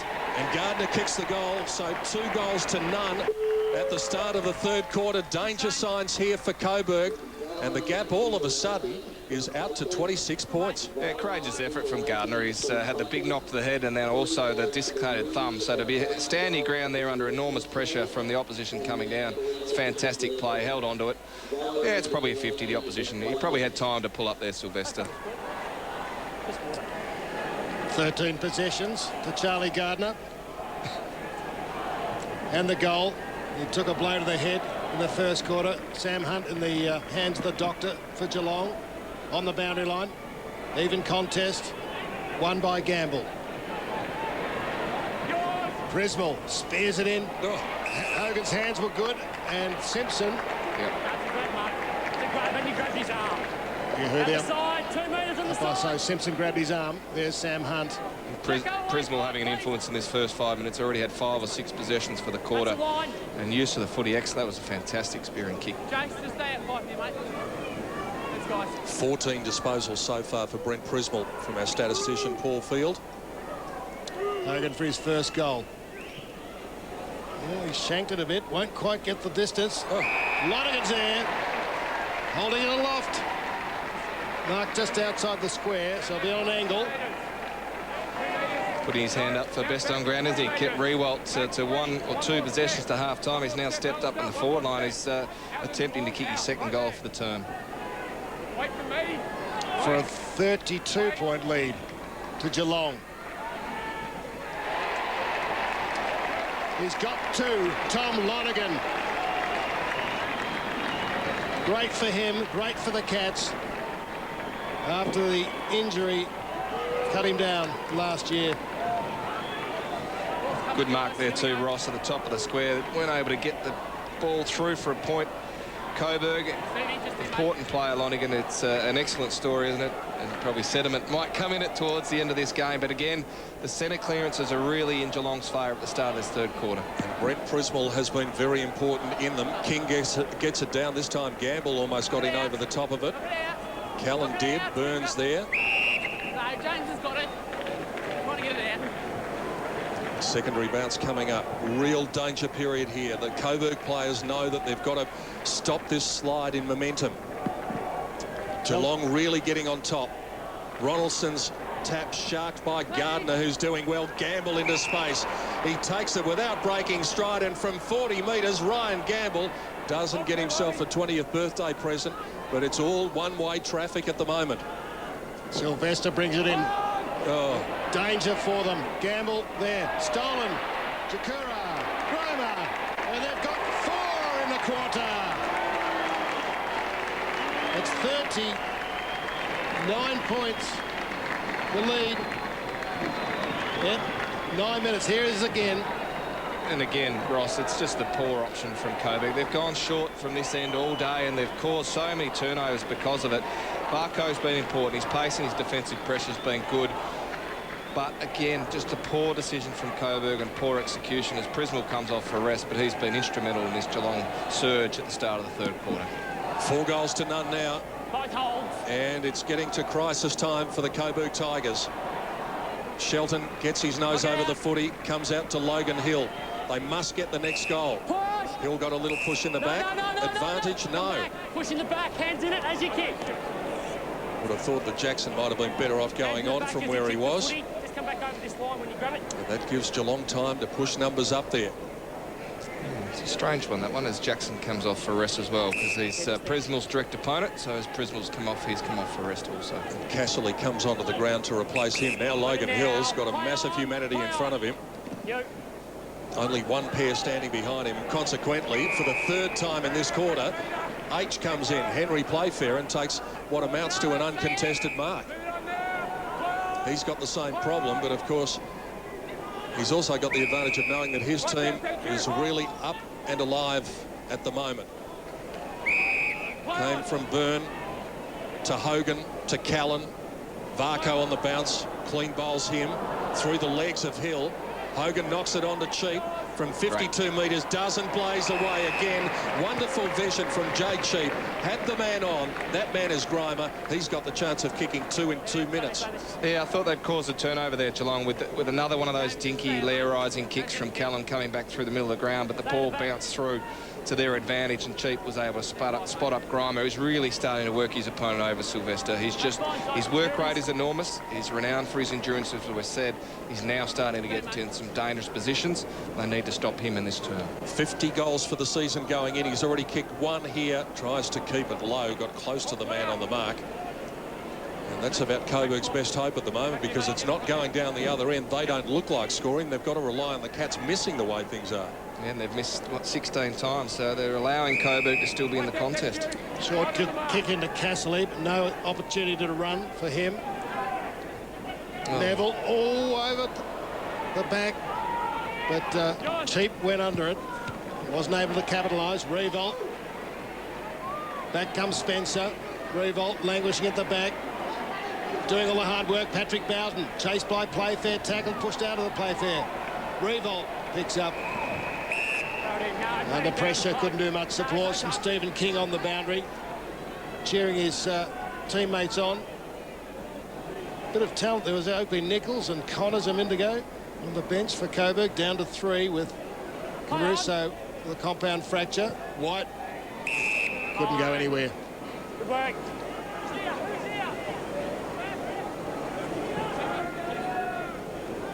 Can they manufacture something here, Coburg? Ronaldson again waiting underneath it. Jackson diving in. Ronaldson, like a rugby halfback, just picked it up, plucked it, and then kicked it over his head. And there's Thompson standing underneath it again. Marked the floating ball. Had a problem there. Just got the hands up in time to give it to Spencer. Now Thurman providing some run. He's been good for them today. Only 4 VFL listed players, remember, in the Cats lineup, and they've all done a good job. Grimer, little chip pass set Davenport up. Hill with the easy spoil. Gardner crumbs it by diving on top of it. Neville gets it away from that contest. He goes with a little handball. Now they come through the middle of the ground. Casserly gave it to Jackson. Jackson spreads it out wide. Revolt went one-handed. Playfair to Hunt. They're waxing. Henry Playfair enjoying a good third quarter, as are his 21 teammates. James Byrne, they're starting to hit the targets now. Jakura to Byrne. He decides to go into the corridor to a one-on-one over the head of Davenport. Hawkins the shepherd, Cheap the handball, Lonergan the goal. 3 goals in the corner to Tom Lonergan. This is busting open. The Cats are heading for victory unless Coburg can do something, and do something very quickly. Again, it came from a poor contest at centre forward from Rewald. He's really been worked over today by Lonergan and now Playfair. Ball turned over. They had so many numbers, the Geelong side, that they could pretty much pick and choose where they were going forward. And they probably missed Grimer, who'd found some space inside the forward 50. And you spoke about Hawkins. That's probably been the difference between the two sides. Coming out to shepherd and doing the right thing, the team thing. And in this first part of the third quarter, that's what Geelong have done really well. 5 goals to 0 in the term. To the Cats. Out to Gardner. Hunt. Gamble. Tim Callan was running past. Lonigan again. Sylvester left in his wake. Pinpoint pass. Well, they've had to make the change because Grime had really worked Sylvester over. They've actually moved him onto Lonigan and moved Moore across to Grimer from here again. And Moore's even come off for rest now. That's how hard Grimer works. Will it be 4 to Tom Lonigan in the quarter? 46 points the lead. There's a touch on the line. He likes it. Goal umpire likes it. Fairy tale third quarter for Tom Lonigan. If that were a Canada shoulders, he'd be more happy. Fantastic play from Geelong. The execution and use of the footy again came from the stoppage in the middle of the ground. They've been a lot cleaner in that area than Coburg have, particularly this third quarter. I think they've won all the centre clearances in this term, and it's allowed them to push the ball forward and then find space. And Lonigan's been on the receiving end. Because a lot of the focus probably was on Hawkins, as we see now Coburg are going with a loose man, Bowden, push back in defence. Dominating in the centre clearance area, as Jared said, especially in this term. Here's another one, Byrne to Thompson, who ducks around his man Carnell, and this time they make a rare error as Casserly goes back and takes the mark. They're swimming against the tide at the moment, though, Coburg. Over the head of Connors it goes, and he'll want to get onto his left side. Well done, Davenport. Kept out at Davenport. Connors just affected the kick in time, kept his composure. To Casserly again. From half-back, numbers out the other side. Patrick Bowden accumulating the numbers. McGuan just trying to provide some run and spark and energy. Little kick to Cracker, who finally gets a couple of metres on Furman. And Andrew Cracker, who's done some inspirational things during this final series. Well, he's going to have to do some from here on in if Coburg are to be any hope. He decides to go with a little chip pass, and that was a low percentage option because the man he was looking for was Gazzo, who's shorter than he is. Yeah, it looks like he's hurt himself a little bit. I don't know whether it was cramped there and he didn't want to have a shot at goal. Difficult spot to kick one with the wind blowing across from right to left. But that was the matchup they wanted. They've isolated him at the top of the square. They got the result they wanted, but it's only the first time they've gone down there for the quarter. West with the left-hand tap, danger area. Thompson again kept his composure, turned backwards. Cracker down on the ground, looked as though he's cramping. James Byrne. Well, he's going to be pretty hard to beat for the medal the way things are going, Scott Thompson. And wouldn't that be remarkable with one of the 4 VFL listed players, Callan Hott, taken down by Carnell. Oakley Nichols hasn't seen much of it. Jakura tackles him and affects the pressure enough to get Playfair involved again across halfback. He goes to Sam Hunt. Sam Hunt's got men on in 50. This is just all too easy for the Cats at the moment. Hawkins into the pocket. Mark taken by Grimer. Handball to Gamble. And what can he do? No. Oh, holding the ball, he said. Oh. What else could he do there? I'm not sure that's correct, but reward for a good tackle, probably. Just one too many handballs. And Ryan Gamble had nothing he could do.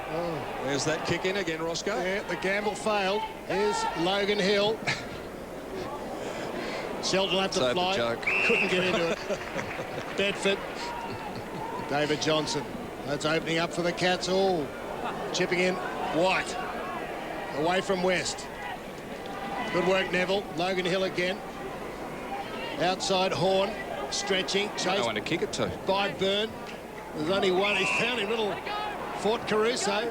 No one in the square, but Jackson's there. 3 Coburg players to about 9 Geelong players. Oh, well done by Hunt to make the spoil without giving the free kick away against Horn. 15-metre kick into Hogan on the wing. Prismal is the option, but there's many of them lining up there. Prismal runs. Kicks into space. The lead of Gamble. Neville, Allison have to run hard. Might have given a free kick away. No. It's down to the pacey Davenport. Back into the corridor. No one there. Gardner, he'll run to 50. Charlie wobbles it and wobbles it wide. Bounce. Just hope that Coburg don't put the cue in the rack here. It's got some signs of it. Yeah, it does. Just the structure. They've thrown a heap of number behind the footy because Geelong got the run on. But now where they look to go forward, they've got no one to kick to, and it's just playing into Geelong's hands. 52 points now. Another goal would kill it off. Grimer trying to paddle it through, and then he applies the tackle. No prior opportunity there. Not a chance for Jared Sylvester to get rid of it. Treatment for Andy Cracker. As Jared said, he wasn't anxious to kick from 45 metres before. Perhaps that's the reason why, with that cramp going on in the left calf. Gazzo sharks it away from the stoppage. A 15-metre kick again made it hard for Neville, who was in the front spot. Jackson Blind turned the invisible man and then runs himself into bother. Hill didn't take it. Davenport applied the pressure. Sylvester able to tidy up at the back. And this time the kick is a good one. Releases Matt White. Oh, well done, big fella. That's a great chase from West. That's symbolic of what Geelong are doing well and what Coburg are not doing terribly well at all. Casserly bombs one. The big fly was by Schulz. And it was spectacular but ineffective. Thompson again. Your man. Yeah. Scott Thompson from Need South. to put him on a list. South Barwon. As Pete said, just one of 4 rookies. Been fantastic. He's had 20 possessions and 8 marks. Thompson. This is Prismal. Chopped off by Fort Caruso. Attacking hand pass, half volleyed it, made it hard for Patrick Bowden. He can't pick it up. He almost threw it. Out to McGuan. And there's another good effort by West. McGuan's still a chance. Can't get through. Does get through. Second smother. Yeah, by Spencer. And finally, the Cats can relieve the pressure. They did it so well. Davenport steady in the crisis. This is terrific stuff from Geelong. They are just completely killing off this contest with sheer will here. Callan worked his way to the front of White. Good chase down by White, though. Hopefully that might inspire something from his Coburg teammates. He goes up to Bowden, who pushed his man Davenport, got away with it. Had men on in the corridor, decides to do it himself and misses the lot. And that just about sums up their day. Yeah, probably justice for the in the back that wasn't paid there, but yeah, they look a bit of a rabble now, Coburg, don't they? Henry Playfair's had a bit of it during this third quarter, and he looks for his fellow big man in West, who's done a couple of brilliant things in the last few minutes. That kick was not one of them. Jakura trying to get a handle on it. Revolt couldn't. Now a little flick on the up by Oakley Nichols. Connors, look away handball over the top to Revolt. Oh. And he just kicks it straight into Gardner with a lazy left foot kick. West again in the middle of the ground. Relentless pressure from the Cats. Cheap to Bedford. His kick not good. Connors gets up limping. Hawkins at the back. Icing on the cake. Not this time. It seems impossible to stop the Geelong juggernaut just at the moment in lots of ways. They look impressive in this quarter, don't they? Their intensity at the contest. They're just forcing Coburg into mistakes, and the turnovers, they look really dangerous inside that forward 50. And Stephen King back on the ground when Coburg might have had a chance to get some run. Oh. Well, no words needed. When you're having one of those days, those sort of things are going to happen. There's Vic, our favourite team manager, calling the shots. James Byrne. So you've just put 12 others offside, Roscoe. Tongue in cheek. He's very close-chested. Close-chested? He puts his cards close to his chest. What I meant to say. Gamble, good grab in front of Simpson. Just needed clarification. Yes, fair enough. Gamble. That's fine. Needs to put this to the top of the square. He's got big player in Hawkins. Also Lonigan, who can take it. Be disappointed if he has a shot from here. Bowden. Bananas it out of trouble, or does he? Todd Grimer underneath it.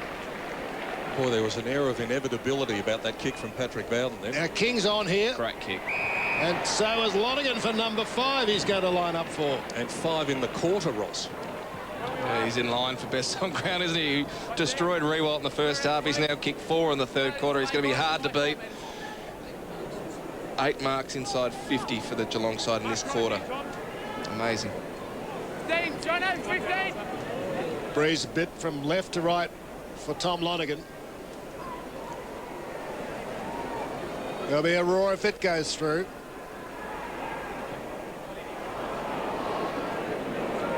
And there was a bit of a hush as he missed his first miss. Might have cost him. Oh, you're a hard man. Jared Malloy, who's got a fair bit of responsibility on his shoulders today, because basically he'll be awarding the medal, choosing the best player on the ground. It's a great contest at the moment between a few for Geelong. Stephen King to Jade Sheep, up and under ball, and look who's standing by himself.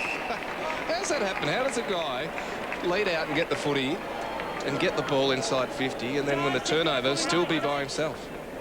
Well, it's just completely turned to rubbish, unfortunately, for Coburg at the moment, which is sad because they've had such a great finish to the year. They've had a terrific year, but they are being blown out of the water here. Just inside the left-hand goal post here. Allow the wind to bring it back. This for 5 goals in the quarter. It's a fairy tale story for Tom Lonergan. What a day he's had. What a day the Cats have had. And unfortunately now, already at the 25-minute mark of the third quarter, it's a matter of estimating the winning margin. It is, and they've been awesome. We saw them in the last quarter last week against North Ballarat. They were amazing. Within 6 or 7 minutes, they'd scored 6 goals. And they just put the North Ballarat side out of the contest. It looks like they're doing it again now, but this time at the start of the third quarter, they are winning every aspect of the game, but in particular, their centre clearance is where they have destroyed Coburg in this term. King and Ronaldson. King beautifully down to Hogan. Cheap it is. Well, sweeps it wide. King involved again. Bedford, the rookie. Chips it high. Hawkins trying to get a hand on it. Still danger. And finally the Tigers through Patrick Bowden. Finds Jackson at half-back. Darren Boyd on the boundary. Yes, Roscoe, the predicament for Coburg just that little bit tougher with Matt White, one of their real tries, who's had an ankle injury for a couple of weeks, just coming off again for more treatment on that troublesome ankle. Coburg's lowest score of the year, 5 goals, 8 versus Williamstown in round 14. And it continues to go wrong for the Tigers as the Cats just count the clock down to holding up the cup at the end of the day. Davenport certainly in the mix as one of the best players in the Geelong team. Grimer's getting a lot of space in this third quarter. Inside to Davenport. Is that 15?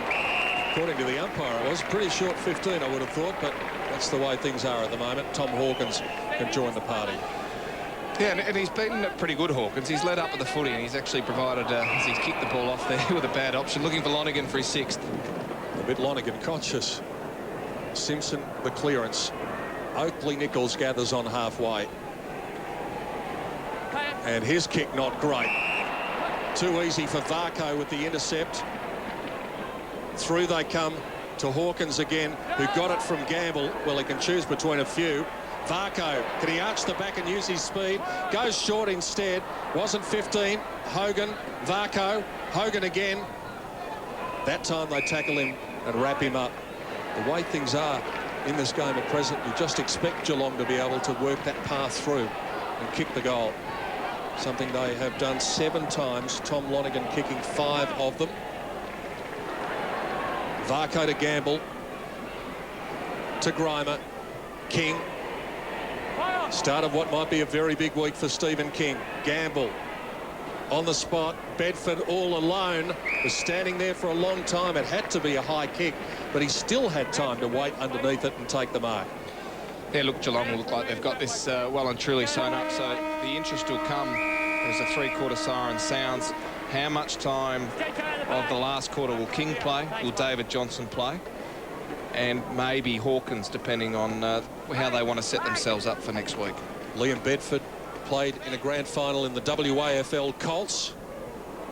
It's not a great kick to end the third quarter, but the good news for him and his teammates is that it was a great quarter, a dominant quarter, and the Cats fans standing and applauding. The Coburg Tigers fans just stunned here because the result is unfortunately as good as over at three-quarter time, and that man knows it. He's done his job today, Stephen King. 31 scoring shots to 10. Cats lead by 61 at the last break. They were very, very impressive in that quarter. And look, I've seen stranger things happen in a game of footy, but you'd think they were well and truly home from Geelong, and really came from the fact they just dominated the middle of the ground with the stoppages. King was excellent. West was also good with the stoppages. Prismal's first 5 or 6 minutes really got them going, got the ball out of the middle, and then used the ball effectively. And, well, you can't speak any higher of Tom Lonergan. Fantastic quarter, fantastic game, great story. Really inspirational for his side to come up the way that he has. Phil Cleary down on the ground at half-time. You were optimistic that your beloved Coburg could get the job done. It's all one-way traffic the other way.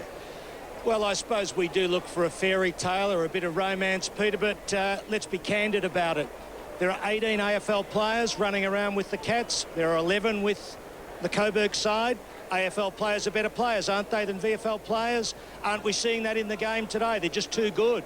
Absolutely no doubt about it. It's not about process or system. They are simply too good.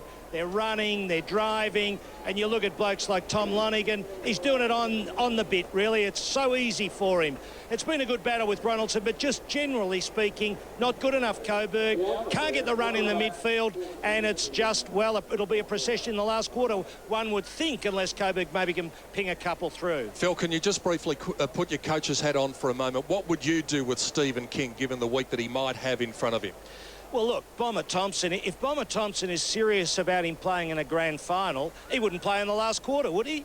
I mean, why would you use him? I'd be surprised if King does play in the grand final. I think Geelong were a bit slow against Collingwood, and I think they'd be looking for more speed at ground level, but that's another story. But yes, as a coach, you would definitely rest him, Peter, no question about it. Phil Cleary with his analysis at three-quarter time of the grand final. Travis Varco, Jared Malloy, was the other one who was possibly in the mix for a spot in the Geelong AFL grand final team. There's the sad side of Matthew White getting some attention at three-quarter time. What do you make of Varco so far?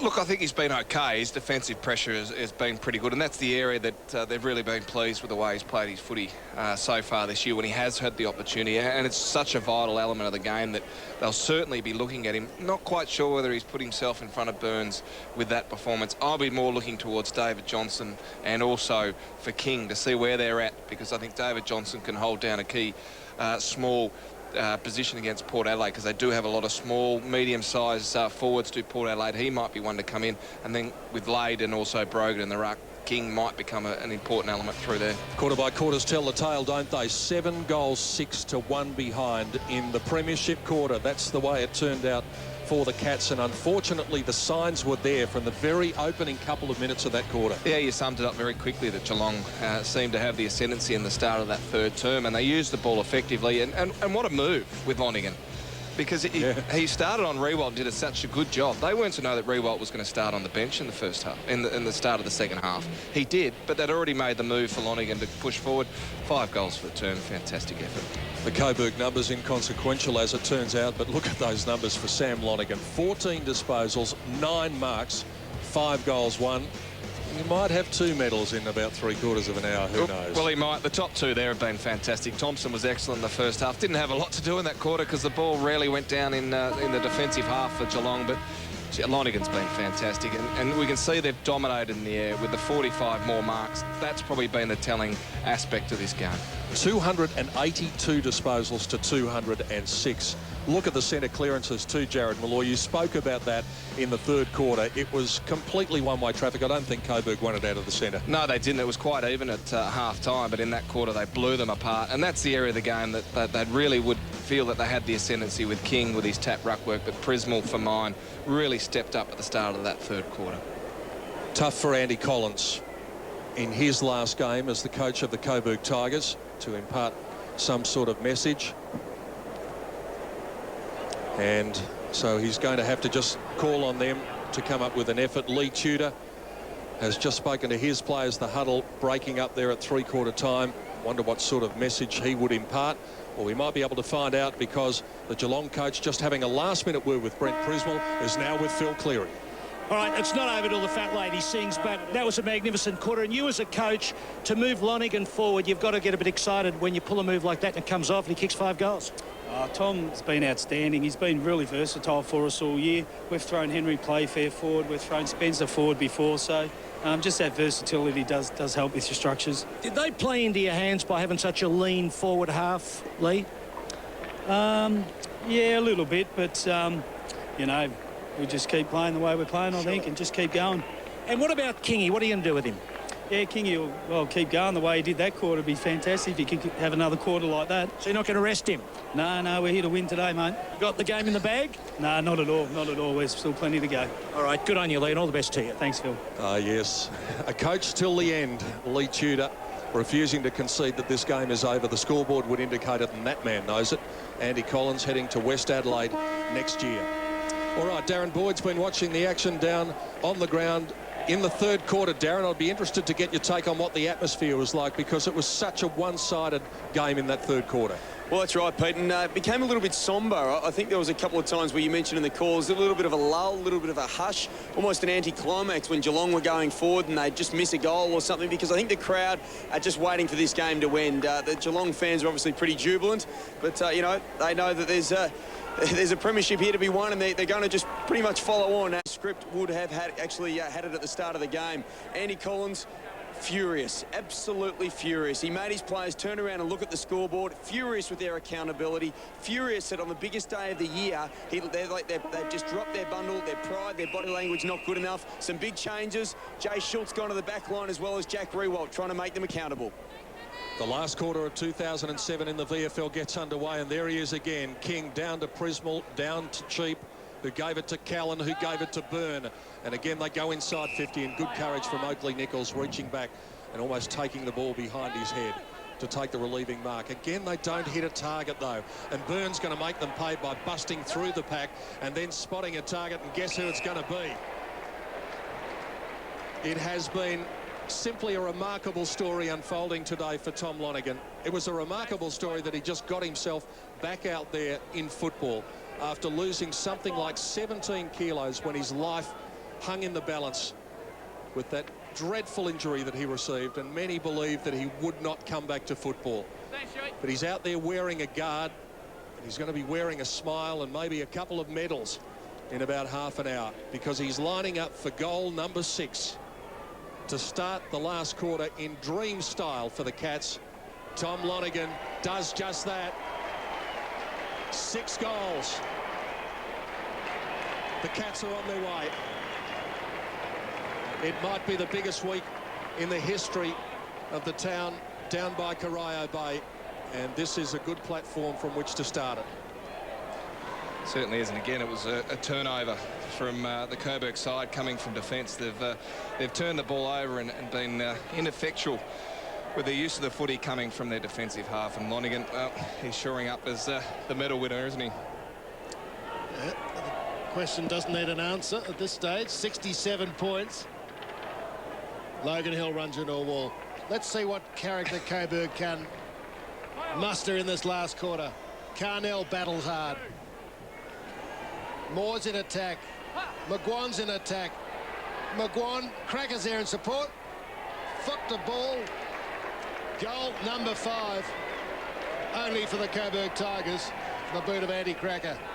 Not too excited about it. Lonergan 6, Coburg 5 at the moment. Yeah, he's almost beaten them single-handedly, hasn't he? But, well, Cracker's been pretty disappointing today, because he was an important player over the last few matches within the final series, and he looked like he could be their game breaker, but not sure whether it's a lack of fitness. He cramped in that third quarter, which was a little bit disappointment, but Furman's been excellent on him. 5 disposals for Andy Cracker today. And they just get their heads high and kick a couple in a row. It's been a difficult task today against a team that has been right on the money, and that man Thompson, who instigated that move, has been one of their very best. King spots up Grimer, uses the run of Davenport, thought about going, and then he just chipped it into the hole towards Cheap, who takes a terrific mark. He was committed to it. Revolt was there, but Cheap just wanted it a little bit more. He did, and look, this will be an important learning curve for Rewalt going forward. He's been under enormous pressure. Big game, probably the biggest he's ever played in. Had some really good VFL, AFL players playing against him, Playfair and Lonergan, and he's just been under enormous pressure. Cheap, good player for him over the last few weeks for Geelong. From 40. Jade Sheep misses to the left, and Phil was talking about the AFL players. They do have 18 of them, but they're VFL players. They're 4 VFL players. James Byrne, Matthew Furman, Scott Thompson, Jade Sheep have all been very, very valuable. Yeah, they have. Look, they're the important players that if you can fill up. There's another turnover here. Into Davenport. Outside him, Grimer chasing to the back. Gazzo. Well done. Hawkins. Hogan. Well, doesn't matter. A mistake. There's men to back up. And Simon Hogan gets his first. Well, there were 6 Coburg players involved in that contest. There was 11 Geelong players, and that's been the story of the day. They've just had so many numbers, they can afford to make mistakes. We see here Grimer trying. It was a bit holly with that. It was, and look, they've done that a little bit today, but the fact is they've had so many numbers around, they've been able to clean it up. And Hawkins, who hasn't had his greatest day, but what he's done has been really positive. Team orientated. It was a fantastic little handball there, but they've just outnumbered Coburg around the contest, and that's enabled them to make mistakes but clean them up. 2 goals to 1 at the start of the final quarter. Another centre clearance, not this time. Shelton gives it to Horn. He couldn't get it though, and Callan gives it to Byrne, who gives it to King, who gives it to Hogan, the goal scorer. And they're doing as they please. Oh, smart. It might be the Cats versus the Tigers at the moment, but it's like the cat versus the mouse. They're just playing with them, toying with them. Davenport unable to add a bit of glory. Gee, he could have finished with anything today. I've got him down for 2 goals, 4. 2 goals, 4. Yep. Likewise. Yeah, there, stay there. We're all in agreement. 2 goals, 4. 19 well done, possessions to Jason Davenport. Let's all go and have a drink and celebrate. Yeah, that'll do. Well done. Castley, the included player, only finds Liam Bedford.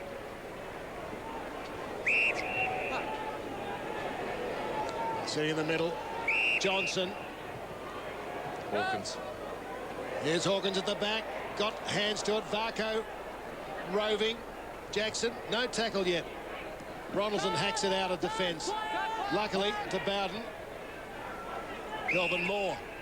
Now, Cracker's the only forward.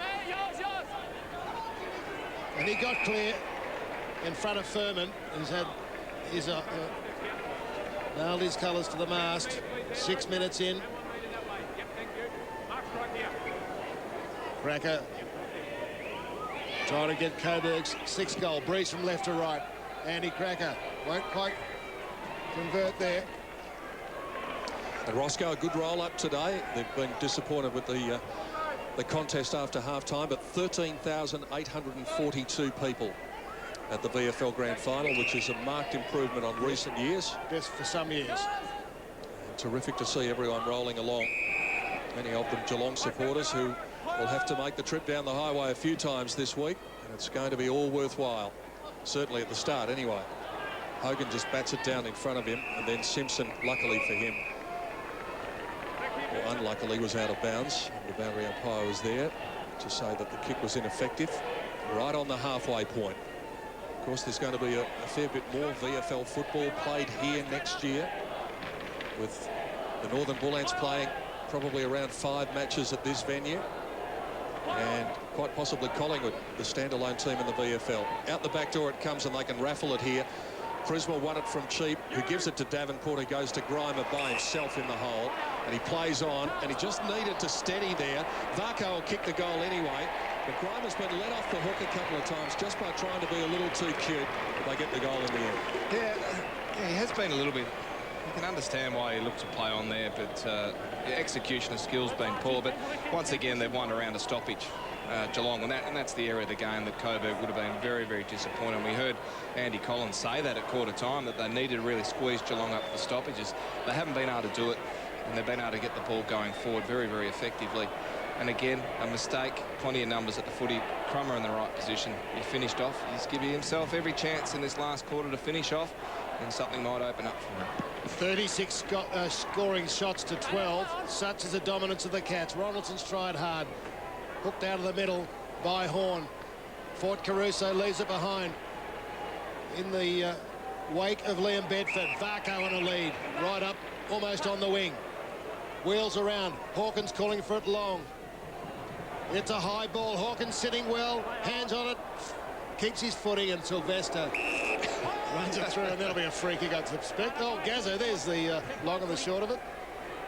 Gazzo and Hawkins. And Hawkins, sloppy, wasn't it? Yeah, threw Sylvester to the ground, gave away the free kick. Oakley Nichols has been quiet. Standing his ground, Schulz likewise pretty quiet. So many Tigers haven't had much of it. Fort Caruso. Jackson. Oakley Nichols on a lead.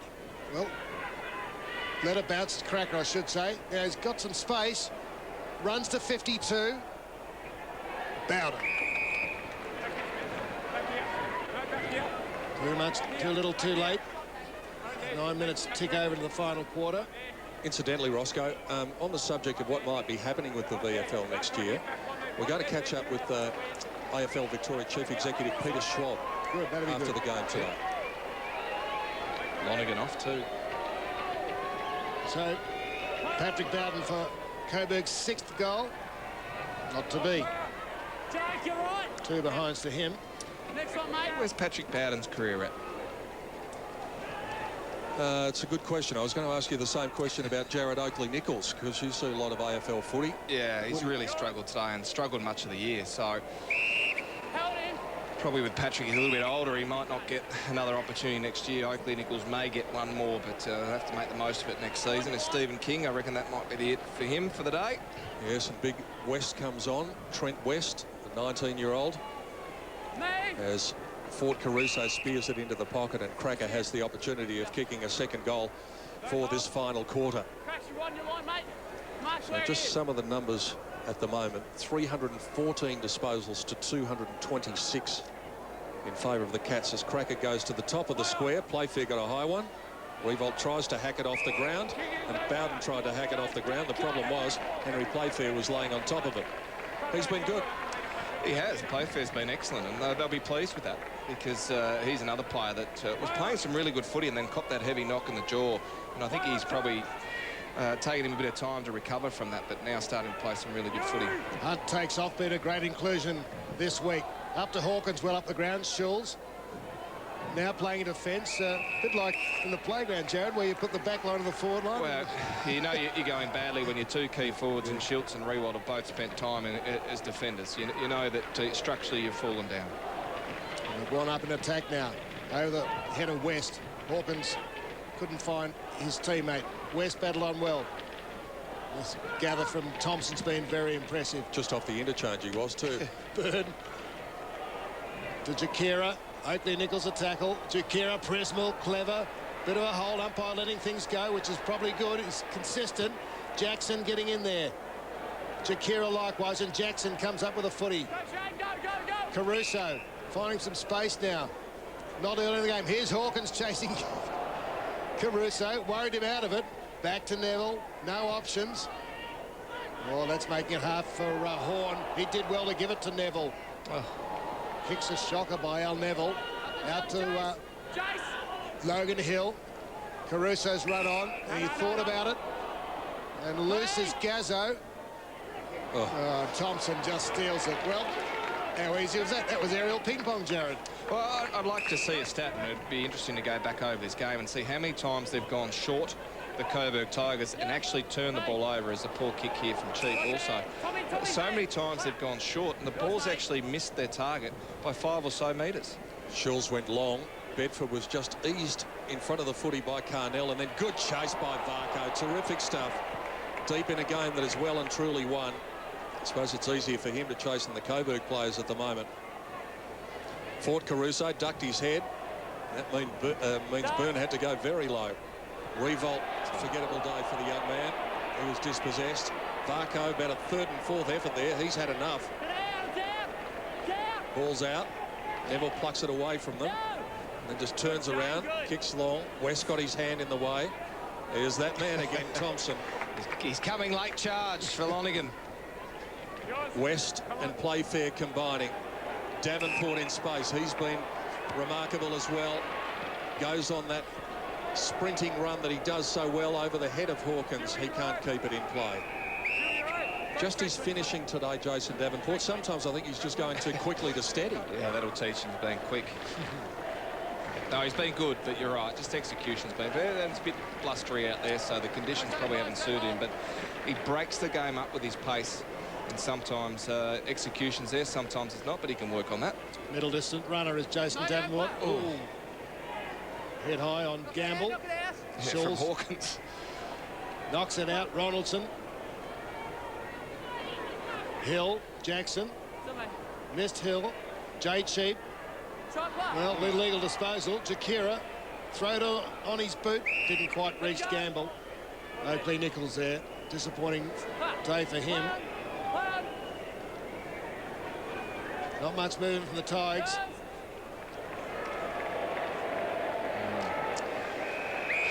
Well, the forward pressure of Geelong's been excellent. And they've caused turnovers, and we've seen plenty of them from the Coburg side. A couple of the big men. Western Playfair combining. Thompson, that kick didn't do him any favours. Moore got a freebie there, and he goes up to a one-on-one. Good use of the body by Spencer, though. He just out-muscled Luke McGuan. Took the mark. Prismal, who's been more than serviceable again today. He was very vitally concerned in that third quarter when they completely took over in the centre dominance. Lonigan, we've spoken about what he's done today. And this man, Thompson. 11th mark, I think, for Thompson. Spears one into the pocket towards Hawkins. Logan Hill didn't handle it cleanly. His fellow number 51, Cheap, did likewise. Oakley Nichols to Schulz, and he's coughed it up again. West off one step. The big man goes to a vacant goal square, and the cat was there, Sylvester, just to get his fingernails on the ball before Trent West could join the scoring party. Bit of niggle today, and there's a bit more, and McGuan nearly gave away a free kick by doing that. Another out on the full. This is embarrassing for the Tigers after such a great year. Finished third. Behind second place Geelong. Sandy knocked out. James Bird indicates, I thought he was going to go long. He fooled everybody, not his teammates. Gardner, stolen by Jackson. Logan Hill to Neville. Alistair Neville. Open spaces. The runner's on for Cracker with his man is Furman, who's done really well. Works him to the line. Cracker had two to beat there, and the boundary line was too close. What are you thinking, Alistair Neville-wise, with his future? Do you think they'll look at him? Does his disposal hurt him at times? It has today. I think last week he was excellent, and probably one of the main reasons in the second half they got themselves going in that contest. But today, under pressure, his disposal's been poor. Geelong, on the other hand, would have been really pleased with Furman's job on Cracker today, and I wouldn't be surprised if they had him in the top 2 or 3 players on the ground. Grabbed by Shelton. Stolen. Bedford. He's been all right too. He has. Nice tap back to Bedford. Lonigan. Oops. Did something wrong at last. Unusual error. Logan Hill, Neville. Could cost him. Caruso. Oakley Nichols. Can he bring it back enough? I think he has. He's got their 6th goal. A running goal from outside 50 to the Tigers, and a little bit of a smile on those supporters' faces. Yeah, costly from Lonigan, wasn't it? In the middle of the ground. You are a hard marker. Good finish from Oakley Nichols. He's got skill. He's just got to find the football a little bit more and be accountable for his man. Davenport opened him up in that first quarter and a half and had too much space. And it's an area of the game that he's going to have to look at going forward. But, yeah, disappointing day for Coburg all round. 9 disposals for Jared Oakley Nichols. Since half-time, it's been 10 goals to 2 in favour of the Cats. Blowing it open in the third turn. That was a nice little throw. Umpire was on the spot. Daniel Connors has walked away with 1 prize today with the mark of the year. Probably finished 2nd in the mark of the year as well. No joy today, though, for the youngster.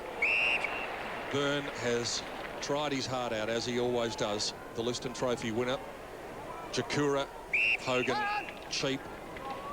It's a training drill through the middle of the ground. Cheap takes them on, goes for the bounce, kicks it into open spaces and says, Jason Davenport, run onto that. He held Connors and held him again. Now Hawkins turning around to the top of the goal square. They'll need to be careful here because Gamble, can he get the birthday present? At last! Ryan Gamble, on his 20th birthday, has another reason to celebrate. They're good play from Geelong again, finding some space coming through the middle of the ground. Cheek taking on the opposition as Hawkins comes off for a rest. He's been pretty serviceable today. Davenport also coming off, who's been excellent. But again, Hawkins just doing the right thing, and a big fan of this young fella. Not only because he's got a lot of talent, but he does the team things very, very well. Centred the ball to the top of the square. Gamble in the right position. Had 3 or 4 options to give it to, but managed to kick the goal for himself in what's been a reasonable game for Gamble. He was excellent for much of the year. He's smiling on the fence, Hawkins. Bounced by umpire Jennings. Charlie Gardner, no pressure. Second chance. Well, went over the head of Lonergan. Pushed off the ball by Oakley Nichols. He throws it to his boot. Bounce beat Horn, not Gazzo. He takes off. Bedford still chasing him. Caused the errant kick. Well done. Oh, Playfair will get 50. There's the explanation from the umpires. And the umpires have done their job today as well. It's always a bit easier, I think, in a 74-point game because they don't seem to be as much of a factor. There's Michael Jennings. But they have done well. They have, yeah. I think they've been excellent all through this final series. So they'll be pleased with their output today. Turn around and watch it. Wait. And a remarkable transition in this final series. Jared Malloy all of a sudden in love with umpires over the past 4 weeks. Grimer. Gamble again. Chiefs in some space. On his left foot, gets good purchase on it, and he can join the party as well. Celebration time now as we tick into time on. The gap is 80. They've been very, very impressive, Geelong, and really this second half's been enormous from their side. They've just really dominated the Coburg side, put them under so much pressure. And it's great to see, even towards the end of this last quarter, their intensity at the contest and the way they've gone about it's been excellent. And I think that will flow through for the week for them, for the rest of the side. And it really has been an impressive, dominant display by big men, and I think that's the avenue that Geelong have really been able to exploit their opponent, not only today, but for much of the season. Not too many times, Roscoe, in the coach's box should be able to sit there and bask in the glory, but Lee Shooter's doing that now. Sure is. Here's Coburg on a rebound. Kick from Sheldon. I'm just thinking about if you're an AFL club with money and you've got these rules and you want to develop players, you might follow the Geelong lead, and that's what Collingwood going to do. Furman, Stephen King. I thought you were going to say if you've got money, you'd buy a few of the Geelong players who can't get a game in the seniors, because that's what I'd be looking at if I was an opposition coach. I'd be saying, OK, what players have they got here that can't get a game in their senior side can we look at? There's one of them. Charlie Gardner. Into space goes James Byrne. He's not holding you. Good mark on 50. Good strong running from the captain still. Right on the 50.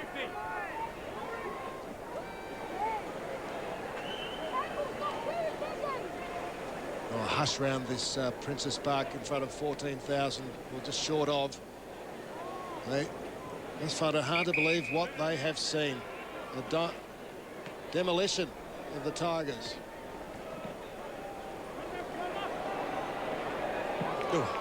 Very close from James Byrne. He's second behind. We'll get James Byrne's stats from Paul Field, because he has been, as always, a solid contributor. 24 disposals, 8 marks for James Byrne today, to cap off what's been a magnificent couple of weeks for him. Winner of the Liston Trophy a couple of weeks ago. He's represented South Australia. He's represented WA. He's represented Victoria. He's had a great journey in football, and this will be a real highlight for him. Henry Playfair again. Been excellent, Playfair. Trent West. Davenport again. Again, he goes short. That was a good kick, although Grimer just didn't quite complete it. Plenty of Coburg defenders back there. The ball just bounces away from Oakley Nichols, somehow conspiring to get away from him. Ronaldson, the Lionheart, has just tried his heart out today. Logan Hill, Gamble had 3 coming towards him, and if only they were tackling a bit like that earlier in the day, they mightn't be in this predicament. Next one, mate. Never thought of that look. Well, that is a serious beard. 80 points. Good job, player. In the final dying minutes of this grand final. Socket forward by Hunt. Just dropped it. He'll get pinged for that. Drop the ball. You got to try and make an attempt, Sammy. Me. And Fort Caruso wins the free kick. Play on. You. Logan Hill into space. Jackson being one of, well, he's tried hard at least for the Tigers. Suppose they all tried hard, just hasn't worked for them. Sheldon. Yours. Travis Ronaldson. Here's a mark for Revolt and Schulz. Good roving of the fall by Connors, just couldn't take it with him. Stolen by Cracker, but up with the ball come the Cats. David Johnson to James Byrne and Thompson. Here he is again. Jared Malloy's got the coin out. It might be heads Scott Thompson, tails Tom Lonergan at the 24-minute mark. James Byrne drives long. Ronaldson going back with the flight. Courage again. What have you made of his day? He's just such a courageous player. Yeah, and he's battled hard against a really good opponent in King and probably hasn't had a lot of support through that area, but he can hold his head up. Fort Caruso found himself in a bit of a predicament. Came off the knee of Jason Davenport. Oakley Nichols came out backwards, but Spencer actually looked after him because he had his head over the footy. Patrick Bowden tries to just spear one in to Revolt on the lead. It comes to Gazzo. He gets between a couple and he kicks a consolation goal. Little Joe Gazzo has had a good first year at VFL level, but you can tell by the look on his face that everything that's gone before today means nothing. It's going to be a very hollow feeling in the pit of the stomach for all involved with Coburg. Yeah, they'll be very disappointed. And look, he and Caruso last week were excellent and really did provide great crumbing down in that forward 50, but probably for much of this game they haven't really got inside their forward 50 with any impetus. They've had loose men, the Geelong side, and we've spoken about Thompson being able to come across as the third man coming across. He's had 28 possessions and 10 marks, Thompson, for the game, and really has been excellent across that half-back line. Stephen King resting on the bench. What awaits him? Prismal brought to ground. Ronaldson. Here's West spearing it up. Juggling mark. Todd Grimer. A bit sloppy today, Grimer. Big fan of his, but it just needs to make sure he doesn't become a little bit too cute with his possessions. And standing his ground, Kelvin Moore. Outsmarks Hawkins and Lonergan. Over the head of Sheldon. Running out Todd Grimer. Hooks it back. Enough? No. Could have almost put it onto the chest of Tom Lonergan as well.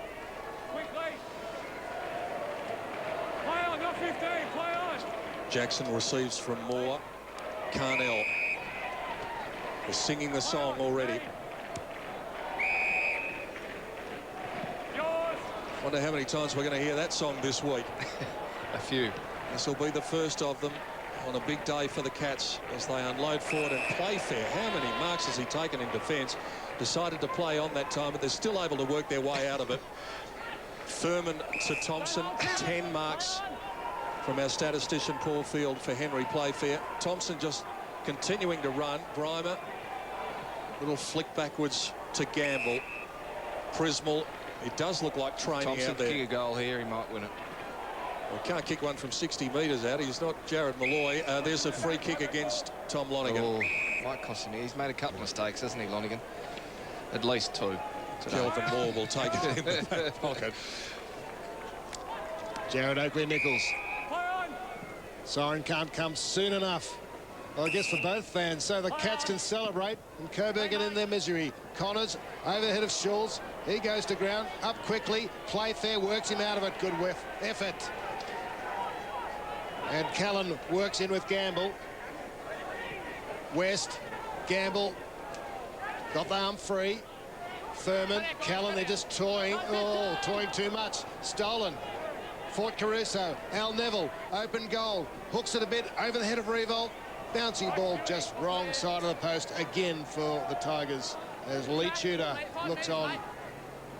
He'll be coaching his first VFL premiership. About to make the triumphant walk as we reach the 28-minute mark almost of the final quarter. Thanks, Jack. Right on it, mate. Furman, one of those 4 VFL listed players who've done such a great job. Charlie Gardner, who started the day with a bad head clash and finished up wearing the scars of battle. That doesn't look too good, but it'll feel all right tonight. It's the first step in what might be the biggest week that Geelong has ever seen. The Cats humble the Tigers. and win the 2007 VFL Premiership by 74 points.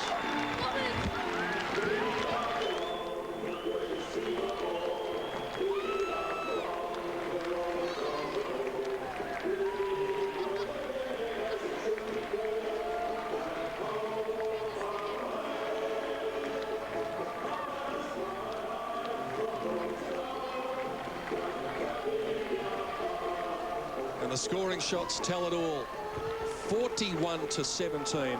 Sometimes they don't reflect the dominance of a team or the closeness of a contest, but today, Jared Malloy, they certainly do. Yeah, they did. And look, in the first half, Geelong probably wasted a few opportunities, and it looked like maybe that Coburg had stayed in it the first half, that they might have been able to really make Geelong pay for those mistakes. But after half-time, Geelong dominated. Enormous performance in the middle of the ground. The stoppages and the centre clearances in that third quarter really gave them the impetus going forward. They had plenty of space going through there, and Lonergan stood up and kicked 5 goals for the term in what was an amazing performance from him. He kept Rewalt to 2 possessions to half-time. A really dangerous player for Coburg. Then 5 goals in that third quarter. 6 for the game was fantastic. Thompson set them up in the first half. I thought his performance across that half-back line was excellent. They allowed him to play that loose man defence, and that was a mistake, because from there he was able to set up. He got plenty of the footy, and they were very, very impressive. But Geelong, well-deserved. It was men versus boys again today. They just have a physical strength over the opposition, and it's been a dominance that has seen not only the VFL side dominate for much of the season, but their AFL side as well. And we are going to pay due credit to Geelong with all of the presentation of the Premiership medallion shortly, but you saw with the look on the faces of the Coburg players that is going to hurt for a long time. Let's soak up some of the atmosphere on the ground. Jason Davenport had a wonderful day. Here he is with Darren Boyd as Lee Tudor makes his entry onto the arena. On a triumphant entry it is. You can hear the Geelong theme, the Geelong cheer squad, Jason, in the background. What a day for you guys. I mean, you could not have expected such a result. Oh, we knew we had them in the first half, and we just kicked straight, and we came out the second half, and Tom Lonergan kicking 5 1/4 in the grand final, that's unheard of. And I mean, look at the support, it's just amazing, and this is what you play footy for. Have you played in front of a bigger crowd than this? Oh, I don't think so. Last year was a bit wet, but this year it was perfect for us, and I mean, they came out in their numbers for sure. And look, your own game, 2 goals, 5. You just seem to have, obviously you didn't have your kicking boots on, but you just seem to have that extra step and just be so quick and just be able to capitalise on those opportunities. The wind seemed to pick up every time I was having a shot for goal, but it's just how it goes. But, you know, I'll work on that in the pre-season next year, and hopefully I'll kick in 7 straight next year. And you never know where you might be during the pre-season. You might have some interest from some other clubs as well as Geelong. Look, mate, I'm just going to enjoy today and let that come when it comes along. But for now, I'm just going to enjoy this. Great year, Jason. You deserve all Thanks, the credit boys. goes your Thank way. you. The good thing is if you kick 2 goals 4, it means you're getting it a fair bit. Yeah, look, he was excellent. We've spoken about his pace and his run, but how much do these players like their coach, Lee Tudor? Yeah, well, we're going to hear from him very shortly. Phil Cleary will be able to catch up with him. Wouldn't it have been great for him to be able to bask? And he said the right thing at 3/4 time, that it's not over. Effectively, it was. It was a 10-goal game. In the end, it was a 74-point ball game. Let's hear his thoughts with Phil Cleary. Oh, just about to prize him away. Lee, 1 grand final sweeps away the disappointment of last year? Oh, most definitely. Really proud of the guys. They've worked really hard all year, so great effort. I must say, it was clear the way they came to you at the end and embraced you and carried you. You've obviously struck a great chord with them, and I know you're emotional about it right now. Yeah, well, you work with a lot of these guys through the week for a couple of years now, so it's just great to see them get the reward. Someone like Jason Davenport playing with Stephen King in a grand final. It's just amazing. And boys like Jay Cheap and Thompson and Furman, they were just tremendous, weren't they? Scott Thompson's had 30 possessions in a VFL grand final. It's just magnificent. Matthew Furman's been awesome for us all year. Jay Cheap's been super for us, and our captain, he's had 27 possessions again. What about Lonergan? Disappointments for him, and today that 6 goal. What an astounding performance, really. Yeah, amazing effort from Tom. He's been really durable and really versatile all year, so we've had the option of throwing him or Henry forward at times, and today it worked with Tom. I must say, too, the Geelong people, Lee, are fantastic. You know, people skite or throw off a bit at Geelong, but the crowd today, you know, nearly 14,000 here, and so many Geelong supporters.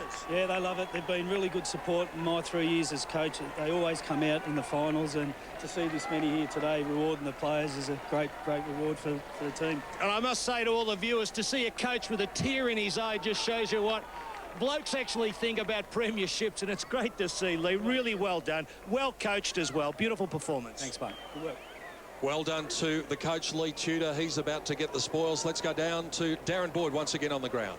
Yes, Pete, Sam Hunt, look, you've been out of the side a couple of weeks with injury. It must be sweet to come back in. Yeah, mate, I missed 4 weeks with it, and I was worried they weren't going to get up last week, but I sort of knew they would. And to get in today, it's amazing, and so thankful for the coaches to get me in, and it took a lot of hard work, but had me held up and come off the ground a bit, but so glad I'm a part of it after missing out last year. Well, that's right. I mean, last year you were so close, really. I mean, you were involved. You kicked a goal. It just felt like the emotion might have taken you overboard, but look, this must make up for that. Yeah, nearly. No, it does. It does.